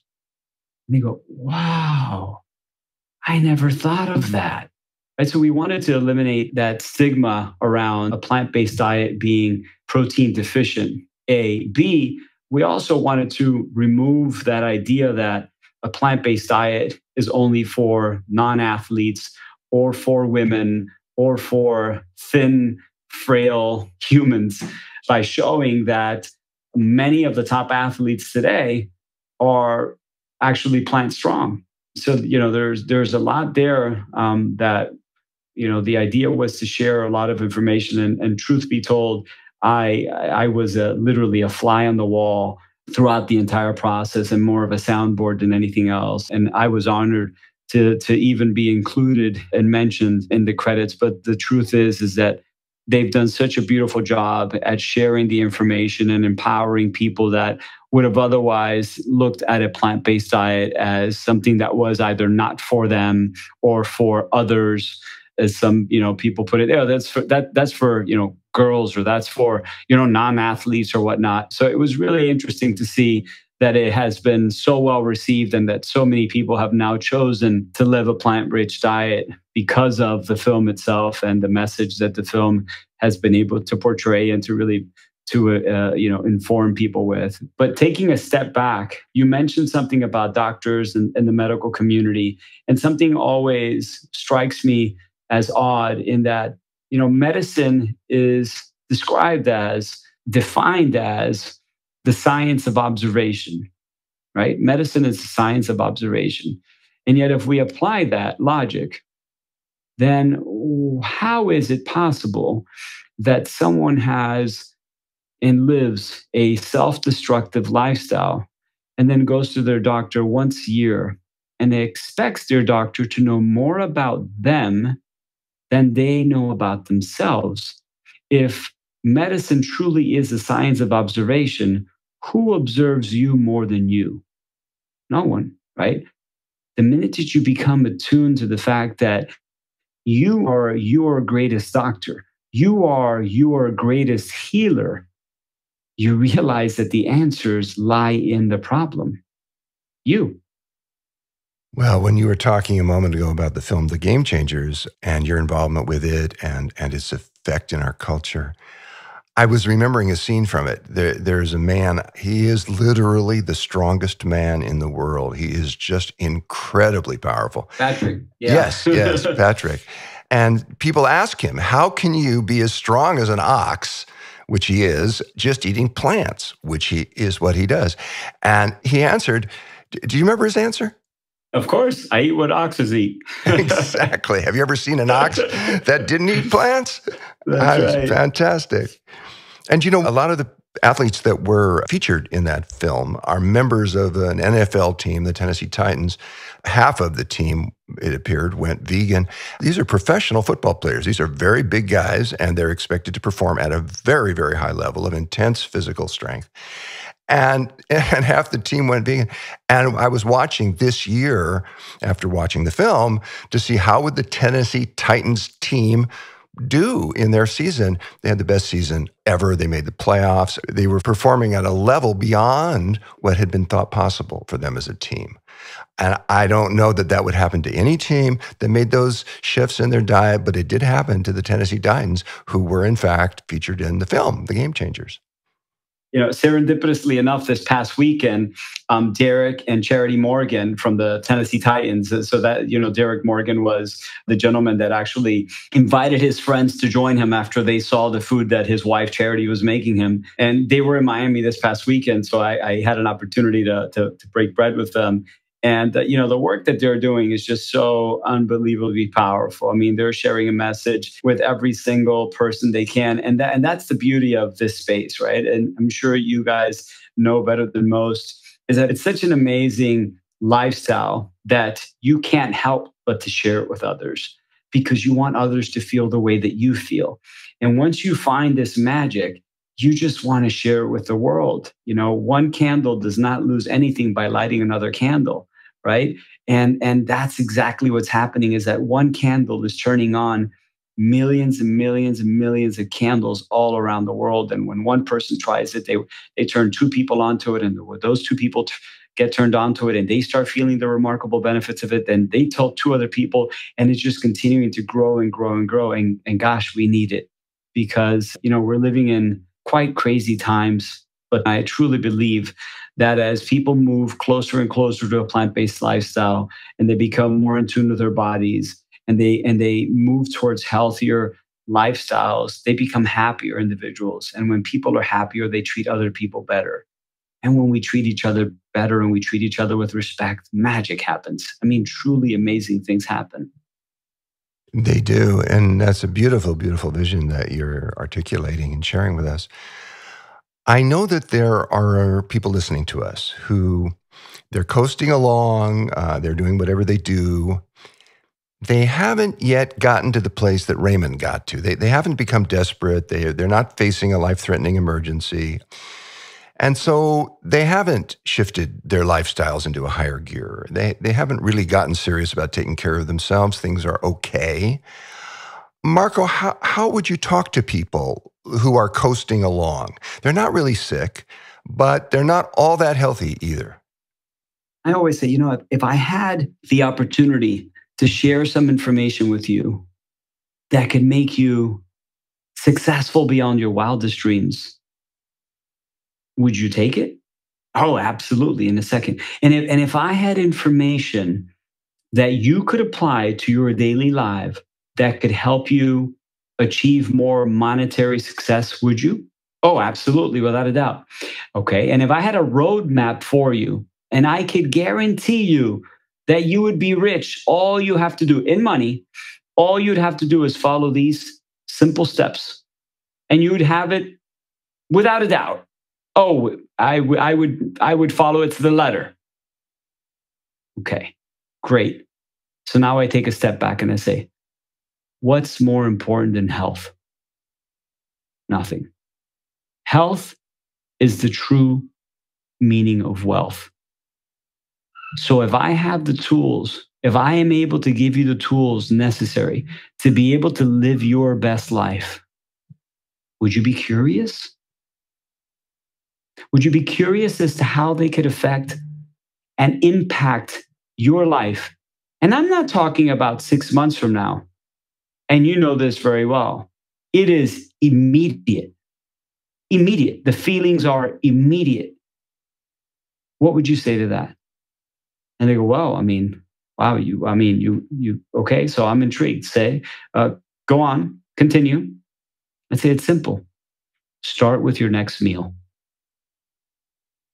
Start with your next meal. It's that simple. Allow your next meal to be food from the earth as it is found in nature. And just go from there. Don't think 17 meals from now. Don't think forever. Don't think I'm never eating a cupcake again. Don't think I'm never going to eat that sundae. Don't think never. Think positive. My next meal will be. And if you take it one meal at a time, magic starts to happen. Disease reversal starts with one meal. Taking control of your health starts with one action, one simple action. And when you really believe, when you really understand, when you truly understand the power that you hold you yourself hold over your health, everything changes. You go from powerless to powerful. Powerless is, oh, my mom had diabetes, my dad had high cholesterol, my grandfather died from cancer, to powerful. I know that a whole food plant-based diet can arrest and reverse many cases of heart disease. I know that a plant-rich diet can prevent and reduce my risk of many of the cancers that are affecting us today. I know that a plant-rich diet will allow me to feel like my best self. So it will ward off the effects or diminish my risk of depression, dementia, Alzheimer's, diabetes, and the list goes on and on. One meal at a time. It's that simple. Well, it can be. It can be that simple. You certainly help make it so for people. Marco, you remind us that food from the earth, as it's found in nature, food that loves you back, are the foods to love. And you remind us that every time any of us eats, we're making decisions that have profound effects on our health and also on our communities and families and on the health of the planet. And that eating plant foods, whole plant foods, is the best thing that most of us can do to save our environment and our planet and to take care of our spirits and our bodies. And I think that's a really high calling that you've been drawn to, that you're answering with your life. And I want to thank you for that. And on behalf of Ocean and myself and everyone involved in the food revolution and everyone who plans to eat for the rest of their lives, I thank you for your outstanding work, your clear mind, your compassionate heart, and of course, for being with us today. Thank you both very much for the beautiful work that you do and for inviting me and including me on this amazing opportunity to uplift, inspire, and elevate consciousness around the world. We've been talking with Marco Borges, New York Times bestselling author of The 22-Day Revolution and The Green Print, Plant-Based Diet, Best Body, Better World. Marco, your warmth is so inspiring. Your open-hearted leadership makes healthy living irresistible. And we are so grateful to you for your wisdom, for your kindness, for your leadership, and for your partnership in the food revolution. Thank you so much. Thank you for your kind words. I really appreciate it. It means a lot to me.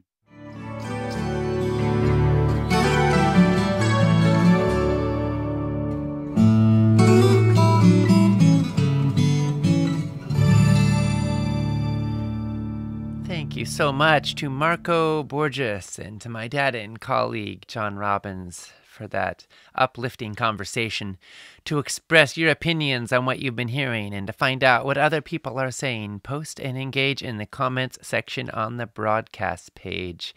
And again, make sure you click that Get the Latest Comments button so you can see the most recent ones that have been shared. Regina said, yes, that's me. I just had an aha moment. I'm an overweight vegan. Friends and family always wonder how that's possible. I have become a junk food vegan. I eat highly processed vegan food, prepackaged, lots of sugar and white flour, impossible burgers, pasta, etc. I was so proud and full of myself by being kind to animals by not eating them, but I'm not living a healthy lifestyle. I eat large quantities of food, but sugary and overly processed. Thank you, Marco and John. I lost myself over that last few years because it has become so easy to be vegan. Being vegan is not being healthy. Thank you for the wake-up call. Well, Regina, thank you so much for sharing and for allowing yourself to be awoken. It sounds like you are passionate about building a more compassionate world. And it sounds like you are bringing that passion and that compassion to your own health and well-being. And I can promise you, if you want to be an effective advocate and inspiration for others, then there is nothing so powerful as walking your talk and dancing it and living it in a lean, vibrant, healthy body. Mary Sheridan said, this has been a wonderful summit and my third. In 2018, I had just been diagnosed with heart failure. I made a comment, and Ocean, you gave me the empowerment package. I am a nutritarian now. My BMI went from 35 to 24 with a goal of 23. I think I'm doing well and just wanted to share. On Tuesday, I'm having an appointment with a plant-based cardiologist who is also the chief of the cardiology department. I'm so excited about the appointment. To those just starting, stay with it because it will truly help you live your best life. Mary, thank you so much for sharing. I'm almost in tears. I'm so happy that you reached out and that we were able to support you in your time of need and that you've been able to apply what you learned and that you are experiencing these results. Best of luck to you as you move forward with this new cardiologist.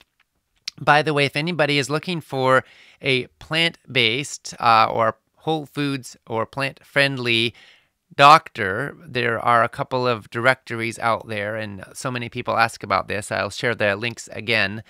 Plantbaseddocs.com and plantbaseddoctors.org are the websites. And if you go there, you'll find directories. And of course, no certainty who the doctors are that are listed there. They're not all sort of endorsed, but they're all people who self-select as valuing plant-based food choices and supporting them in their patients. And that's obviously a big deal. So you may find somebody in your community or in an area of need for yourself from one of those websites, if that's something you're looking for. By the way, a lot of people have been asking if the comments that I'm sharing and the questions that I'm answering before and after each interview are included with the empowerment package. The answer is yes, they are. When you get an empowerment package, you get lifetime access to all the summit recordings, including the interviews and the entire daily broadcast, of which this is a part, as well as the daily wraps. And you also get transcripts of the interviews and the daily wraps, and more than $2,000 worth of life-enhancing, life-boosting, health-boosting bonuses. Tracy Osborne said, just a quick question, looking to buy whole organic flax seeds. Is there a nutritional difference between golden flax seeds and brown flax seeds?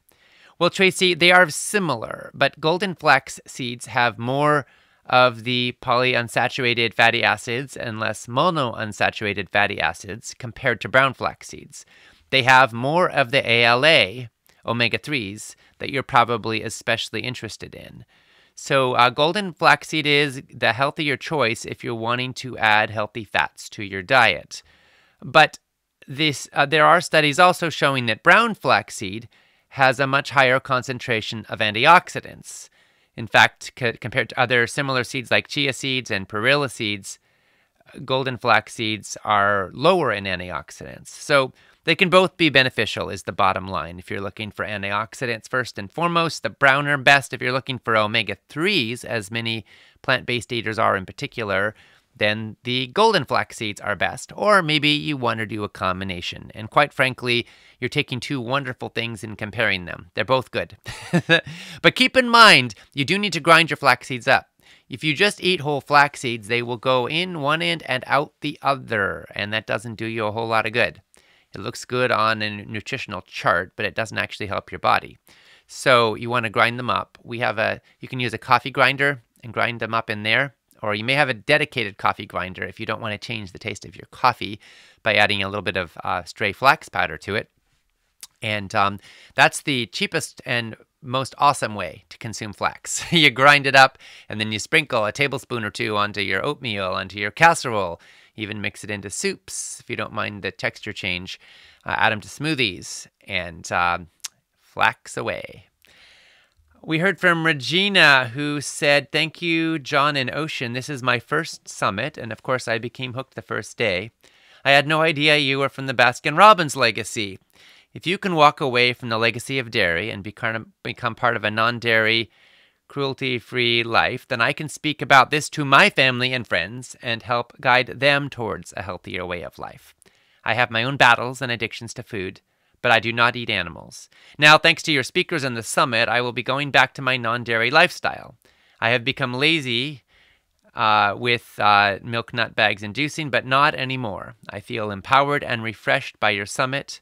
I wish it lasted another week. Thank you, thank you, thank you." Well, Regina, thank you so much for being here. Yes, it's true. My grandpa founded Baskin-Robbins. My dad walked away from the ice cream cone-shaped swimming pool and any access to the family fortune or family company to follow his own rocky road. And as we often describe, he and my mom moved to a little island off the coast of Canada where they built a one-room log cabin and practiced yoga and meditation for several hours a day and named their kid Ocean. And by the way, they almost named me Kale. But for the sake of my social life, I'm grateful they took the more conservative route when they named their son.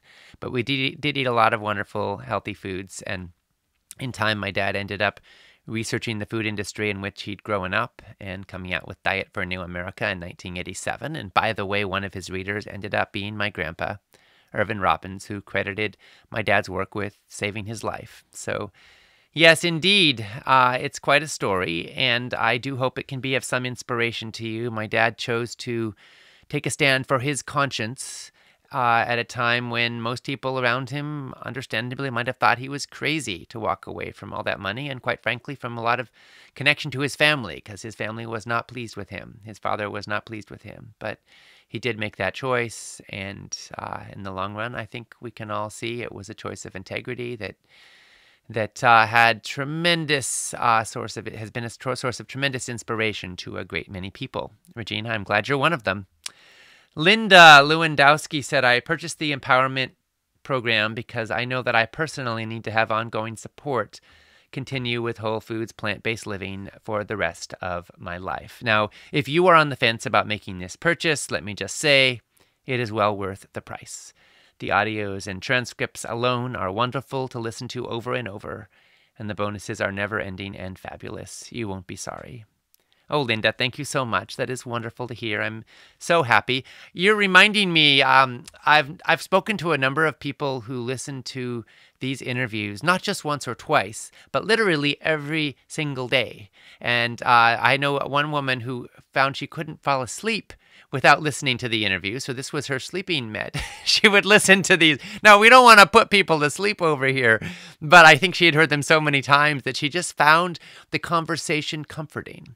So people listen to them regularly, driving, working out at the gym, going for hikes, stretching, doing before their morning meditation, before going to bed, while they're sipping their morning tea. There's so many wonderful ways to bring this not just for a week, but into the fabric and tapestry of your life. So, Linda, thank you so much for supporting our mission and your own health with the empowerment package, and I hope you continue to enjoy it for many, many healthy years to come. Isabella Magro said, may I ask where John found the information about Freud bringing his dog to the sessions? Very interested in learning more about this. Well, Isabella, Sigmund Freud, the founding father of psychoanalysis, was indeed a dog person. And I'm not sure where my dad found that specific story, but there's quite a bit of it on the internet. There's a book I read about some of the story in is 100 Dogs Who Changed Civilization. It's by Sam Stahl. But you can Google Freud and dogs, and you'll learn all about it. Just to give you a little more context, he had a dog named Jofi, who was his right-hand canine and accompanied him during patient sessions. And Freud thought that dogs had a calming effect over people, which of course they do. And he also felt that his dog could be a good judge of people's emotional states and character, and he'd use Jofi to help him do that. She would lie relatively near a patient, and if the patient was calm, whereas she would keep her distance if the patient was anxious. And we have studies showing, as we heard in session 2 today, that dogs can help people to lower blood pressure and be more calm and at peace. So I think ultimately this is partly the power of canines and the human-animal bond. It's also partly the power of love and connection. I think we would probably find that any source of love and connection that helps us to open our hearts would give us more calm and more peace and more ease, especially in times of so much physical distancing, or what's often called social distancing. I think finding love in our lives is of particularly critical importance, and finding ways to express it and feel it, because we are such social creatures. I prefer to use the term physical distancing, not social distancing, because I want to be humanly connected, and I want to have more love than ever. We know love is good for your health. Anita Musser said, I've listened to your presentations the last couple years. I'm enjoying them again now. This year, I noticed more emphasis on not eating oils or a large amount of fat. Is this new? Well, Anita, no, nothing really has changed in our message here. We've always supported a diet that's low in bottled oils, and we've also recognized that for most people, eating healthy fats, including nuts and seeds and avocados, can be beneficial. Every speaker has their own emphasis or their own way of articulating their message, but I think that's pretty consistent, actually. Anita also said, I have not heard much about leaky gut and food sensitivities. I've had MRT, mediator release testing, which is supposed to be a cutting-edge test that identified multiple food sensitivities. I struggle with the food sensitivities, which include some healthy foods, in addition to a possible dairy allergy. What's the current information on these topics? Well, Anita, I do hope you got to hear Dr. Zach Bush on day one, because he had some great things to say about gut health. A couple of Cliff Note highlights that stood out for me the most. Probiotic supplements can sometimes do more harm than good because they're kind of like a monocrop, and they can populate your body with one particular form of bacteria that can crowd out a lot of others. And one of the most critical ingredients for gut health is microbial diversity. So he was recommending supporting microbial diversity by eating fermented foods and also eating prebiotics that support the good bacteria in your gut, especially soluble fiber, and by exposing your skin, which is also part of your microbiome, and your body to healthy, diverse ecosystems. So he has patients actually step into swamp water. He has patients jump in mountain streams. He has patients go into beautiful nature and go for walks, because all of this can actually be good for your microbiome. But as to food allergies and sensitivities, I don't know actually about the specific test that you just had done, but I do know that a lot of food allergies tests are notorious for having false positives. So people will wind up not eating a whole bunch of otherwise perfectly healthy foods because of a test that might actually not be so accurate, and that concerns me. At the same time, of course, if you are sensitive to a specific food or food group, knowing that could be a lifesaver. So I think one of the potentially valuable uses of a food allergy testing system is that you can know what things you want to pay attention to. It doesn't mean that you are necessarily allergic to all of them or need to avoid them all forever, but I recommend then that you may try doing without them for a period of time and going on kind of an elimination diet, if you will, and see if whatever symptoms you're dealing with improve.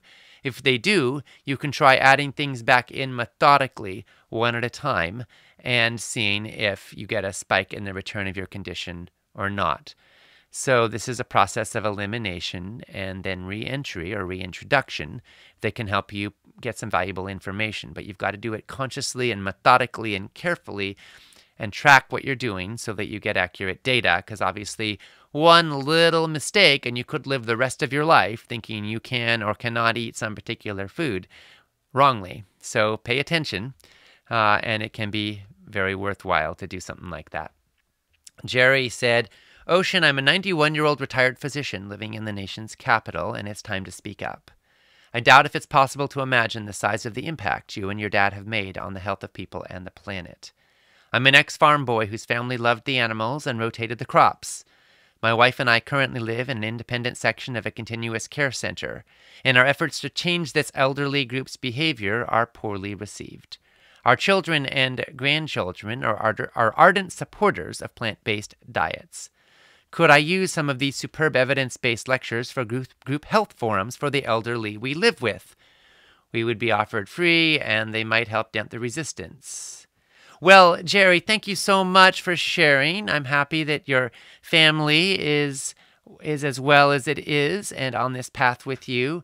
And of course, if you get an empowerment package, you'll have lifetime access to all the recordings and transcripts, and you can play them aloud for anybody you wish. So if you want to hold a group health forum in the community where you live and invite people to come listen, then we totally support that, and hopefully it will be of some support to them as well. Mandy said, Ocean, if we make our own almond milk, how long will it last once refrigerated? I buy a lot of almond milk, and I'm considering making my own now. I'm wondering how much time it takes to produce if I want to drink it on a daily basis. Thank you so much for taking the time to answer some of our questions.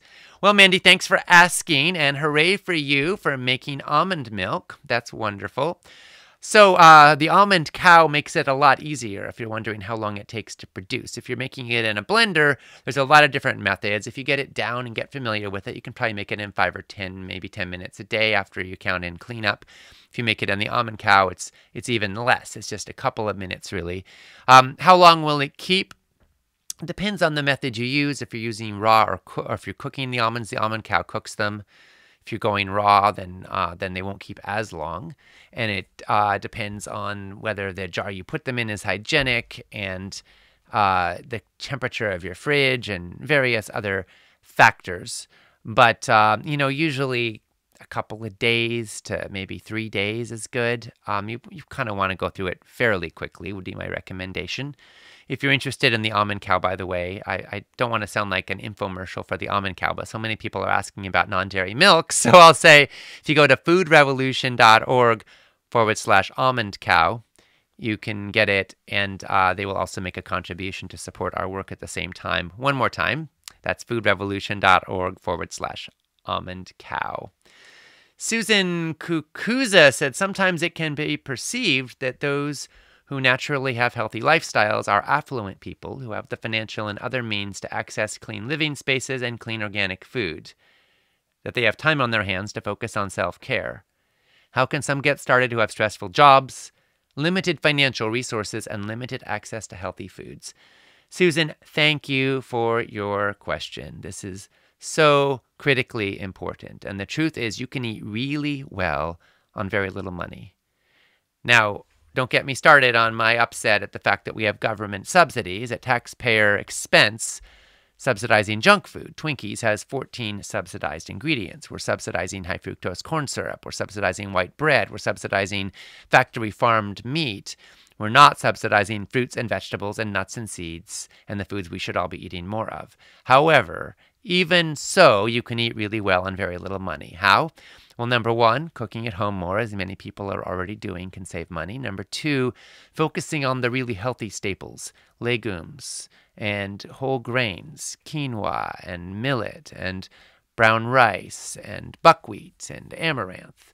And then with vegetables, focusing on the most healthy and most affordable ones. I'm talking about cabbage and carrots and onions. Make sure you get in some garlic. You can make friends with your freezer. If you get frozen veggies, sometimes that's cheaper than fresh ones because there's no waste in the frozen veggies. They're picked at the peak of ripeness. They're frozen immediately. Whereas with fresh produce, there's often waste at various points in the supply chain. You can also grow your own vegetables, of course, for those who do have access to land in which to grow food. Even a community garden can be a good resource if you don't have land yourself personally. Sometimes even apartment complexes are willing to support people starting gardens on the roof or in some little shared common space. So these are all ideas that can be beneficial. Cook in quantity. Eliminate food waste. The average American family wastes about $2,000 a year in food that literally just goes bad in the fridge. So pay attention to the food that's there. Keep cycling it through. Make big stews and soups and casseroles and freeze leftovers with extra stuff that you have at the end of a week. If you're getting a CSA or shopping at a farmer's market or shop once a week, it's a good opportunity to clear the fridge out so you make sure you've used everything up. And so those are some ideas, and obviously you're talking about stress as far as time and not just money, so that's where cooking in quantity can come in handy. And then to the extent that we can, obviously it's a little bit complicated with all the physical distancing going on right now, but you may be able to share meals with other people or even do a delivery. I'll make dinner for you on Monday, you make it for me on Tuesday. For people who live alone, it can be a good way of connecting socially and building a strength in your healthy food life. So hopefully some of those ideas are useful to you. And when it comes to organic, by the way, of course, it does cost more. But you can look for the Clean 15 and the Dirty Dozen put out by Environmental Working Group. It's the 15 most uncontaminated foods when it comes to pesticides. And then the Dirty Dozen are the most contaminated. And those are the places where you want to emphasize organic as much as possible are the Dirty Dozen. Cliff notes are that the Clean 15 are more often things like avocados and melons and things where you don't eat the outside. Kind of makes sense if you think about it. Okay, we heard from Paula Monson, who said, I have family and friends who are good, decent people who claim they're animal lovers, but they have no problem consuming factory farmed meat. It breaks my heart when I point out the societal dissonance going on when it comes to animals as pets versus animals we eat. People get angry and defensive. I feel like I'm made to feel bad for my compassion for animals. What can I do? Well, Paula, my first advice is to love them, because if you get judgmental or feel fundamentalist, then you are not walking the talk. And, Dr. Martin Luther King said something quite beautifully. He said, you have no moral authority with those who can feel your underlying contempt. Paula, when we judge people, when we pathologize them, we lose moral standing in the relationship. So my first advice is to love people where they are, because they'll feel that. And when they feel your unconditional love, it will help them feel safer to open their hearts and minds, and perhaps to be able to listen or connect or feel trust. And then you also have to be patient and persistent, which is sometimes an excruciating combination. By patient, I mean that we need all of us to genuinely accept people where they are. And by persistent, I mean keep speaking your truth, keep living your truth, and keep being willing to share. And you may find it easiest not to try to be the expert yourself, but to introduce people to a film or an experience or a specific interview from this summit. Or there are a lot of movies out there like Game Changers has changed the game for a lot of people, or Forks Over Knives for those who are interested in health. There's a movie called Earthlings that brings the animal message in a very intense way. It's narrated by Joaquin Phoenix, who shared some welcoming words at the start of this summit. There are a lot of other films out there as well, of course, for environmentally concerned people. Perhaps Cowspiracy could be an entry point. So keep sharing, keep loving, keep listening, keep walking your talk, keep being your truth, and don't try to shove your ideology down anybody else's throats, because that may just make them defensive. And at the end of the day, that doesn't help anybody. When we get aggressive and they get defensive, then I think everyone gets more ensconced in their positions. Whereas when we bring love and respect and compassion and clarity and authenticity to the relationship, then eventually, amazingly often, there comes a point when someone asks for more information, wants what you have, wonders how you have that bright smile, how you look so lean and healthy. And those are some joyous moments indeed on the path. Samantha said, this is my first summit. I'm finally ready for this. At age 50, I'm finally ready. I've been moved by John, Ocean, and every speaker. I've wanted to say thank you every day, but now I am compelled. I am inspired to own my voice, and I'm committed to do all I can in my life and circle of influence to heal this planet. I now appreciate the efforts I've made over my lifetime thus far, because the desire to be a healing presence has brought me to this exciting point in my life.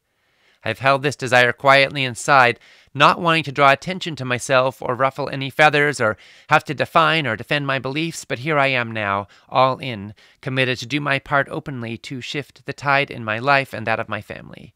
I'm open to the possibility that my shift, which is not so very different from how I was before, but just very loud inside me now, and I'm excited to share and stand behind my beliefs firmly with conviction. I am open to the possibility that this shift within me, that this summit has helped me to reach, will ripple out from me and inspire others to act with conviction as well. I feel strong. Thank you, thank you, thank you. Well, Samantha, thank you for your willingness, for your conviction, for your strength, for your readiness. We welcome you, we support you, we stand with you. And for everybody else who can resonate to what Samantha just said, welcome to this food revolution. We've got a world to change. We've got hearts and minds to change. We've got eating patterns to change. We've got systems to change. It all starts with us. It all starts with how we live, how we eat, and then we can send out ripples, become advocates, because so many lives are on the line. So let's all do what we can. Robin said, I desperately wish I could convince my 67-year-old husband about the importance of adopting a plant-based lifestyle. He's had multiple health problems and is simply a good old country boy who's been eating the standard American diet for his entire life. It distressed me greatly, but I just try to continue setting a good example. Thank you for helping me stay strong when my traditional African-American family talks about me when I don't eat the foods they prepare. I bought the package as I believe in and wanted to support the mission. Robin, thank you for supporting our mission, and I'm sorry that you don't have more support in this path with your family. And of course, we send our love to you and to your husband as well. And oh, I'm sorry. One of the things that can be particularly painful is when we see people we love suffering from the consequences of choices that we've been trying to help them change for a long time. And it sounds like you're feeling that right now.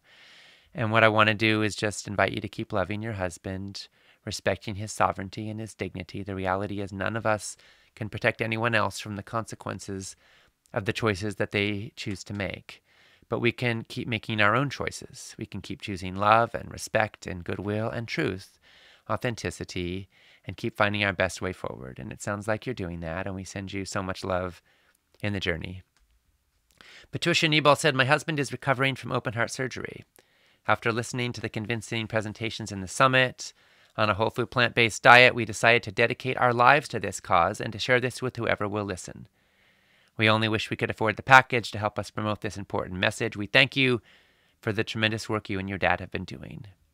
Well, Patricia, thank you so much to you and your husband for being in this journey with us. I hope that we are able to support you and that all you're learning here is able to support you in this cause. And we thank you for your passion for spreading the word. And we want to make it easier for you and your husband as he recovers from open heart surgery. So we're going to gift you with an empowerment package.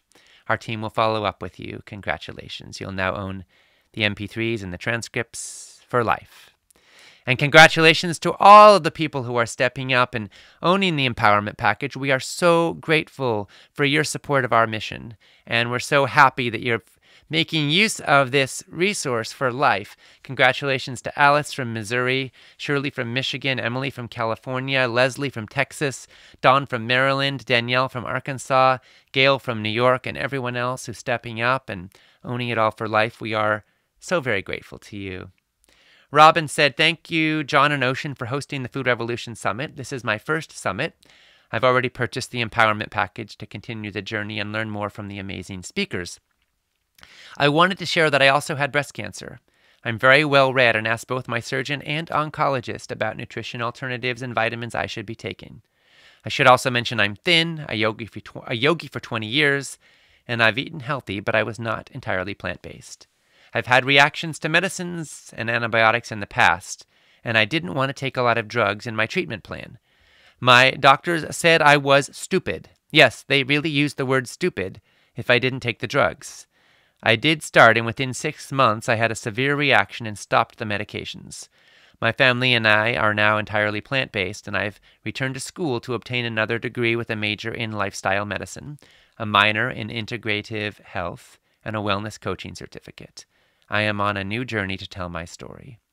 I have purchased many of your speakers' books during the past few days. Blessings to you, Ocean and John, for bringing this vital information to so many people. Well, Robin, I'm sorry you didn't get more support from the medical community. I'm glad that you are gaining resources now to keep learning and growing and applying what you're learning in your life. We love you and bless you in the journey, and thank you for your story. And now I want to introduce our recipe of the day, which is apple hemp muffins.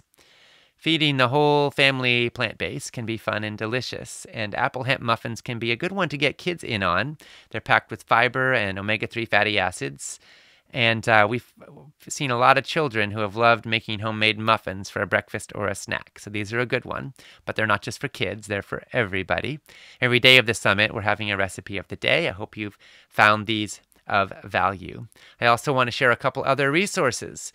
We have a daily wrap every day of this summit. My dad and Dr. Joel Kahn and I convened to talk about the day's interviews and what we learned, what inspired us, what touched us, what we want to reflect on, and what we think you need to know to help put it all into action.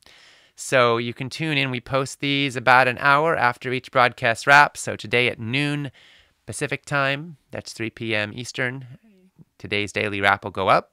I hope you're able to enjoy those and put them to good use. Make sure to come on back and tune in for today's daily wrap later today, along with all the replays. Another resource I want to share is a book I wrote. It's called 31-Day Food Revolution. Heal your body, feel great, and transform your world. It came out last year. The goal of this book is really to help you put the food revolution into action in your life. It quickly became a national bestseller. And this book has 31 chapters. Yes, my grandpa founded 31 flavors. And I'm saying in the long run, 31 steps to health will bring you more pleasure and more satisfaction and more joy even than 31 flavors of ice cream. So each chapter is focuses on a simple action step you can take to detoxify your life, to nourish your body, to gather your healthy eating community, and to be a part of transformation on planet Earth. So that's a resource I just want to make sure you know about. It's available on Amazon and other online retailers. Now, we're nearing the end of today's broadcast, and I want to let you know that tomorrow is going to be a little different than all the other days, because instead of 3 presentations, there will be just 1. My dad, John Robbins, and I will be joining forces to deliver a special hour-long send-off finale to help you put all that we've been learning here into delicious, game-changing action. Our title for this finale will be Wisdom, Courage, and Truth in the Time of COVID-19. We will begin tomorrow at 9 a.m. Pacific. That's noon Eastern, 4 p.m. GMT.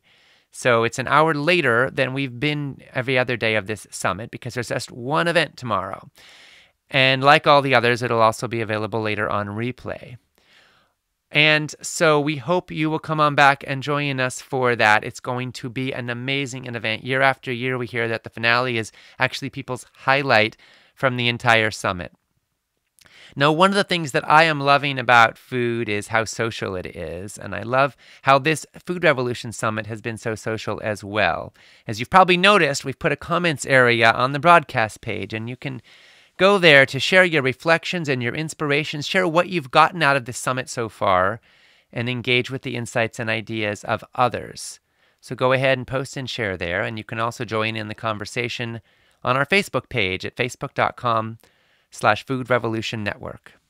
And if you want to take the next step with us, if you want to take it home for life, if you want to support our mission, then you may want to take advantage of the summit sale price for the empowerment package. It comes with a 60-day total money-back guarantee, and it's available for half price between now and the end of the summit. It's been such an honor and joy to share these last 8 days with you, and I cannot wait for our grand finale tomorrow. It's going to be awesome. So now go ahead, post and share in the comments. Check out the daily wrap when it gets posted. Enjoy some delicious, fabulous, healthy food. Listen to the replays later today. And I can't wait to see you tomorrow. We wish you a beautiful, healthy, thriving day. And this is Ocean Robbins signing off from day 8 in the Food Revolution Summit. At Food Revolution Network, we're on a mission for healthy, ethical, sustainable food for everyone who eats. We believe that no matter where you come from or what you've been through, the simple truth is you are meant to thrive. The Food Revolution Summit is packed with so many insights that it can be difficult to absorb and apply all of them. That is why we created the Empowerment Package, which includes the entire summit, plus all the transcripts and loads of bonus material that you can refer back to as often as you like for life. We have a mission.